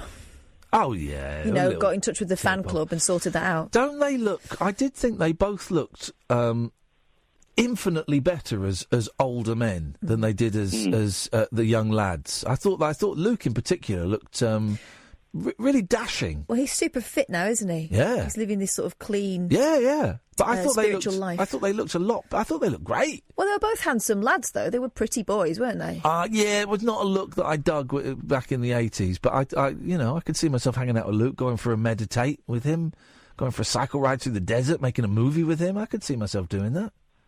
No, it seemed quite nice. I mean, it's a shame, though, that there wasn't really anything about, what was the other guy's name? Craig? He's on the DVD extras. If you come, here's the thing, if you come and see our screening, I'm going to check with Joe that it's cool, but we might screen that as we might screen a bit of the Craig interview and as well. when we spoke to Joe, he was really keen to clear that up, because people were thinking that he'd somehow been muscled out or whatever. Craig's got a really successful career in the music industry. I think he's got his own talent agency now or something. He managed quite a lot of high-profile acts back in the day, and he's still doing that. He didn't need to do it. He didn't want to do it. So, but there's no malice there, is what we're hearing. I'd read online as well that he's just, when he was asked, he just wasn't interested. He's like, nope, that's it. Don't need to look back on it. When I'm asked, that was it. Yeah, it's a funny old world. He used to go out with one of the Appleby sisters, Mel and Kim. Oh, and his girlfriend was the sister of the one who died of cancer. And he said when she got ill, he just thought, do you know what? This is all bullshine. I don't need it. Yeah. Change my priorities, No, hey, absolutely. nice one, man. Thank you very much indeed. I'm hoping you can hang up, because I don't think I can cut you off. I will do. Thanks so much indeed. Take care. Thank you. Bye-bye. Good day to you, sir. He was nice, wasn't he? He was a nice guy. There's like about 8 tickets left for the Bros screening in March. It's going to be such a laugh. IanLee.com/event. So we've got 3 events booked in now. We've got Weird Science, which I think there are 4 tickets left for in a couple of weeks. January the 26th, I think it is. Maybe the 5th, 26th. Then Absolutely Nothing in February, which I'm very happy with. March the 2nd, we are screening the Bros documentary with a conversation corner afterwards with Joe Pullman. There will be singing and prizes, as always. And then I think it's the 26th of March, we're doing a Rabbit Hole podcast recording live show at the Bear Club in Luton. It's a Sunday night. It's a great venue. I know it's at Luton, but ignore that bit. The venue is stunning, man. It's like a little jazz wine bar place. It's incredible. And they let us go and do shows there. So those are the 3 shows. And if you want tickets, IanLee.com/event. I'm going to play a game. What time do you think it is? I don't know. I reckon about 1:45. I think 12:38. Hey, Google, what time is it? 12:30. Oh. 12:30 what? Hey, Google, what time is it, please? It's 12:39. Oh! Well done. Oh! Well done. And that means we're now going to have some adverts when Sam hits the advert button. Sam. Uncut, after-hours conversation for the up-all-night generation. The Late Night Alternative with Iain Lee on Talk Radio. We'll get you talking. Sorry, Kath? That's so horrible. What's happened? You swung my microphone away. I was just doing what the nation was asking for. Oh. The Late Night Alternative, Iain Lee, Catherine Boyle. We are blindfold tonight. Hashtag Bird Box Blindfold Challenge. Sam is blindfold as well, which means the show's, well, you know... It's been even more shonky than usual. I think it's been a little bit smoother than the usual. I've been really impressed by his ability to find the buttons in the dark. Sam, well done. Sam has been good. It's a rare skill. By the way, Sam, you were well within your rights when we offered you the iMask to tell us to get stuffed. I didn't think you'd have it on all night. 0344 499 1000. It's a little bit tricky to put calls through to X. I can't see the screen. Oh, there we go. There we go. So I need to... Oh. Hello? Hello? I just wanted to say, give a message to Sally. Okay, you're on the air, so she can hear you if she's listening. Well... Oh, I'm just sorry, I'm just checking. I have to check where the click is to click them off so I can do that. But, okay, go on. I thought you were a lovely person, Sally. I still do, but it's a little bit... I might make people feel sick with my voice and make them feel unhappy and give them the creeps. I don't think she said... It's a little bit hurtful, No, sweetheart. I don't think... well, sweetheart, I don't think that's what she was saying. She was saying that she didn't think she sounded anything like you. Yeah, but she said, don't tell me I sound like Susan. It's horrible. Yeah, it's horrible to say that you sound like someone you don't sound like. Well, you've extrapolated from that that gives her the creeps. I don't think she said that. You're twisting. I'm not twisting, Susan. I'm not. I'm just repeating what you're saying and pointing out that you're wrong. I try try not to hurt people. Susan, she didn't say anything hurtful. If you took it in a hurtful way, that's your issue. She didn't say anything hurtful. Otherwise, I would have pulled her up on it. No, it's all right. Right, so a few weeks ago you said you went to Pakistan. May I ask why and what you thought of the country? I went there 21 years ago. I went there to work on a film with Christopher Lee, and I loved the country. Really? Oh, yes. Wow. Did you like the food? Yeah, I loved the food. It was great. I loved the people, I loved the food. 21 years ago. It's a long time. Isn't it, though? Time. So, did you like all the people's lovely black, lustrous hair? I didn't really take much notice of the hair. The hair was not the thing. I loved the hashish. I loved the food. I loved the people. Some of the people I didn't like. I loved the atmosphere. I didn't love the heat. It was too hot. It was too hot, man. Oh, yeah. Yeah. And is it pretty? Is it scenic? Some bits are beautiful, and a lot of it is a shithole. There's a lot of it's like this country, isn't it? Well, yeah, there's a lot of poverty, but a lot of it was amazing. Went to the desert, went to the mountains. I didn't go to the mountains. I saw the mountains. Oh, wow. Well, my sister's best friend has just had her wish come true. She's actually married her Pakistani doctor boyfriend after 5 years of courtship.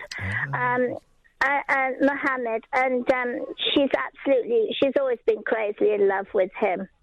And she's expecting baby Mohammed any minute now, so that'll be nice. Okay, I'm just I've lost the sweet spot. By the way, I've got a confession to make. I only wore the blindfold 10 minutes because it made me feel as if I was going blind, so I took it off. I'm sorry. I've completely lost where we are now. I couldn't stand it. Okay. Why are you sounding so nice tonight? What have you done? I'm trying to find the button that cuts you off. Oh, well, you can just ask me to leave if you like. No, because if I leave... Because if you just leave, then I won't know where the button is, will I? I've got to find the sweet spot. Well, you don't need to, do you? Yes, I do, because if I don't have the G spot, I can't put the next caller on. Good night, darling. Good night, Catherine. Night. You're yelling. I'm a good yeller. Well, now I'm buggered, because now I've got no idea where it is. What time do you reckon it is? Well, it's about 12:42, obviously. Sugar! Lost it now. It's not up there. Be brave, be bold. Sam would have found it. He wouldn't have. We might not have any callers, that's the problem, I you know. see. And I'm trying just talk to me instead, then. Well, I don't like you. Oh. Can someone... Right. I'm not going to lose my temper in the last 10 minutes of what has been a very beautiful experiment is now the future of British radio. You watch! Scott Mills will be doing this soon. And claiming he thought of it.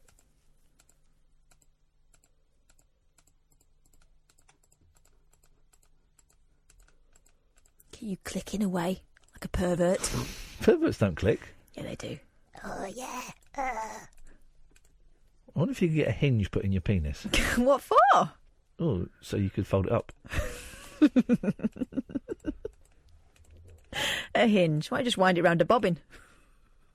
Wind the bobbin up. The bobbin up. Pull, tug. Clap, clap, clap. If you're unlucky. I've got no idea if anyone's calling in because my callers are useless. I've lost the sweet spot. I'm not going to look. But we've kept the... Imagine if we'd have lost this in like the first 15 minutes. I know. But... I found my microphone. But we've kept the... Suspense. Blindfolds on for about 2 hours and 50 minutes longer than I thought we would. Take one of your ears off just in case Paul Ross comes in and tries to shit us up. He's going to do it. I know, but if you got an ear off... He'll still do it. You know what I'm like.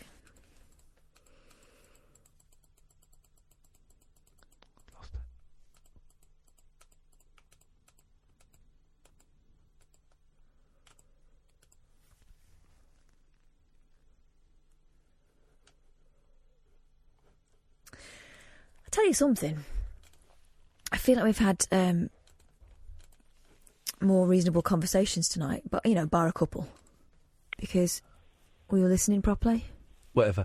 Hello, caller, you're on the air. If you remember something there that glided past you, followed close by, heavy breathing. Don't be concerned, it will not harm you. It's only me pursuing something I'm not sure of. Okay, you dirty. I always found that quite creepy, that song. I don't know who it is.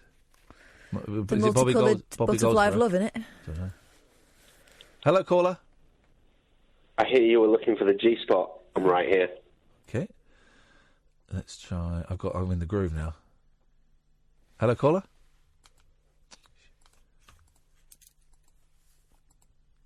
Oh.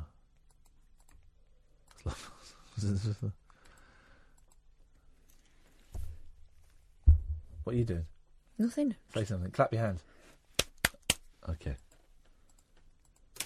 What are you doing? You're doing something. I'm not doing anything. Well, why did you have a pen? Because I'm writing down the callers. What are you writing down? You can't see! I can't see. It's going to be a right state when I look, but at least I've got a chance of being able to list them when I get back to my computer. I've still got to do the admin, even though we're having this fun time. Someone's got to be the grown-up. And that someone's always me. Oh. You talking there is maybe lose a caller. It's just that weirdo again. 034 449 1000. Only call in if you're wearing a blindfold. On your face. Yeah.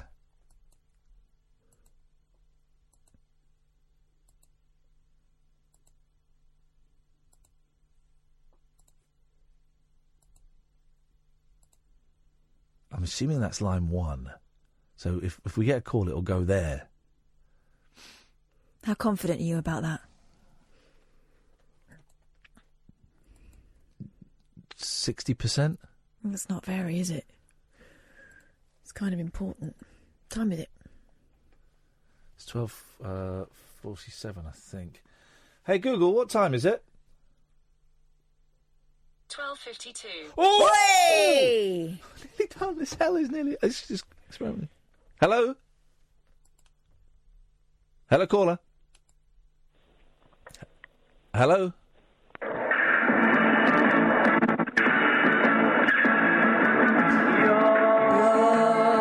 Hear my voice. Xanadu. Oh, it's a great song. Sing it. I only know this because it used to drive my dad's dog nuts. And so he used to play it upstairs. He'd hear the dog boom, boom, boom, boom, boom, boom, boom.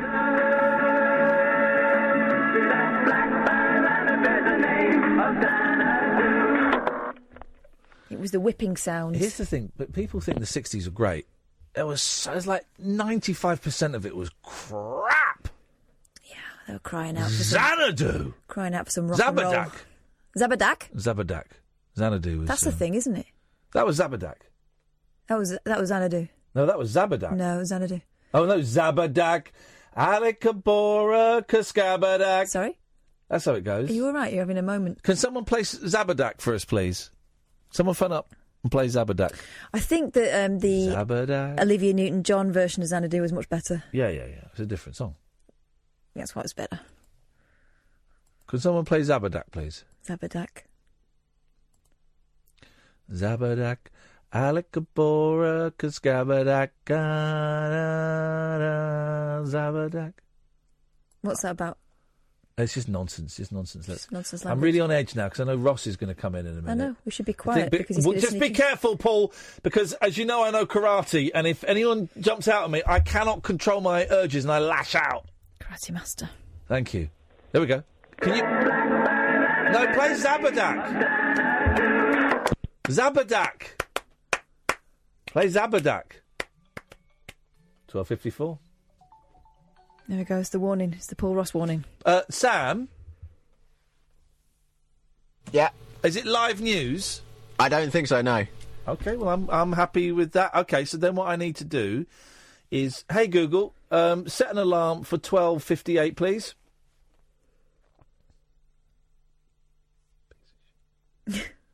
Hey, Google, set an alarm for 12:58, please. I think you've got to be more strident.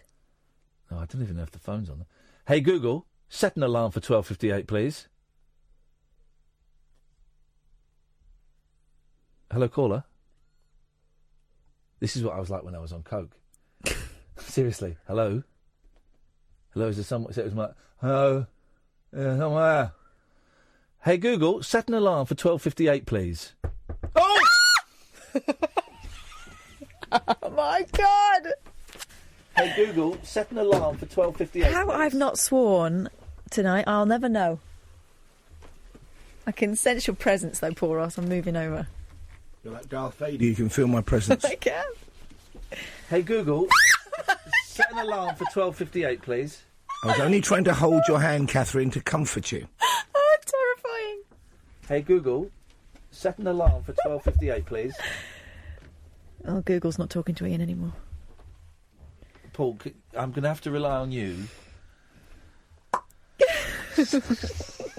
Don't think he's the right person to rely on. No one's ever said that before. Oh! Oh, this is like, this is terrifying. This, He's everywhere. Now I know what, John Waite felt like. Oh! This is like, I'm going to be honest, this is actually quite sexy. No, it's not. Yes, man. Oh, God. Lovely. Lovely. What's that in my ear? Oh, my God. This is fun, man. Katherine, did you ever think, right, that you would be sat blindfolded in a studio and have Paul Ross trying to scare the life out of you? Did you ever imagine? I mean... such a dick! I had dreams, but I never thought they could come true. So, Paul, what's on your show this evening? I'm hoping you're carrying on the Bird Box Challenge. I'm doing the show sighted but naked. In fact, I'm naked with you now. Oh, hang on. Oh. That's not my face. Oh. That's not my leg. He's a dirty boy! On the show, the usual old tosh. Where is he? Are you behind me? I'm directly in front of you. Put your hand out. Extend your hand. Hello, nice to meet you. There we go. Well, Nice to meet me. He's behind me for the whole time. Can you let us know when it's 12:58 and we'll go to a break? But until then, you carry on. It's back to the clock. You have 58 seconds. Oh, where you go, take it. It's yours. What's happening? I think maybe we should turn this into an homage to A Quiet Place as well and just be silent till 12:58. Bringing out the baby in me, I do apologise. On the show, we're talking the usual old tosh. Also crossing live to Santa Monica, a remarkable firm where every employee has got a problem, a challenge. Everybody working for this firm in Santa Monica is on the autism spectrum. It's a remarkable story, interesting story there. Yes. Bit of a Golden Globes look back with the increasingly irritating Josh Rom, but he can't help it. And I'm starting to like Josh. and we're also going to Queensland to hear about a gigantic invasion of gigantic jellyfish. What more could you want? On that bombshell, we say thank you, dear listener. What? Sam, play the adverts. I'm wiping the dandruff off.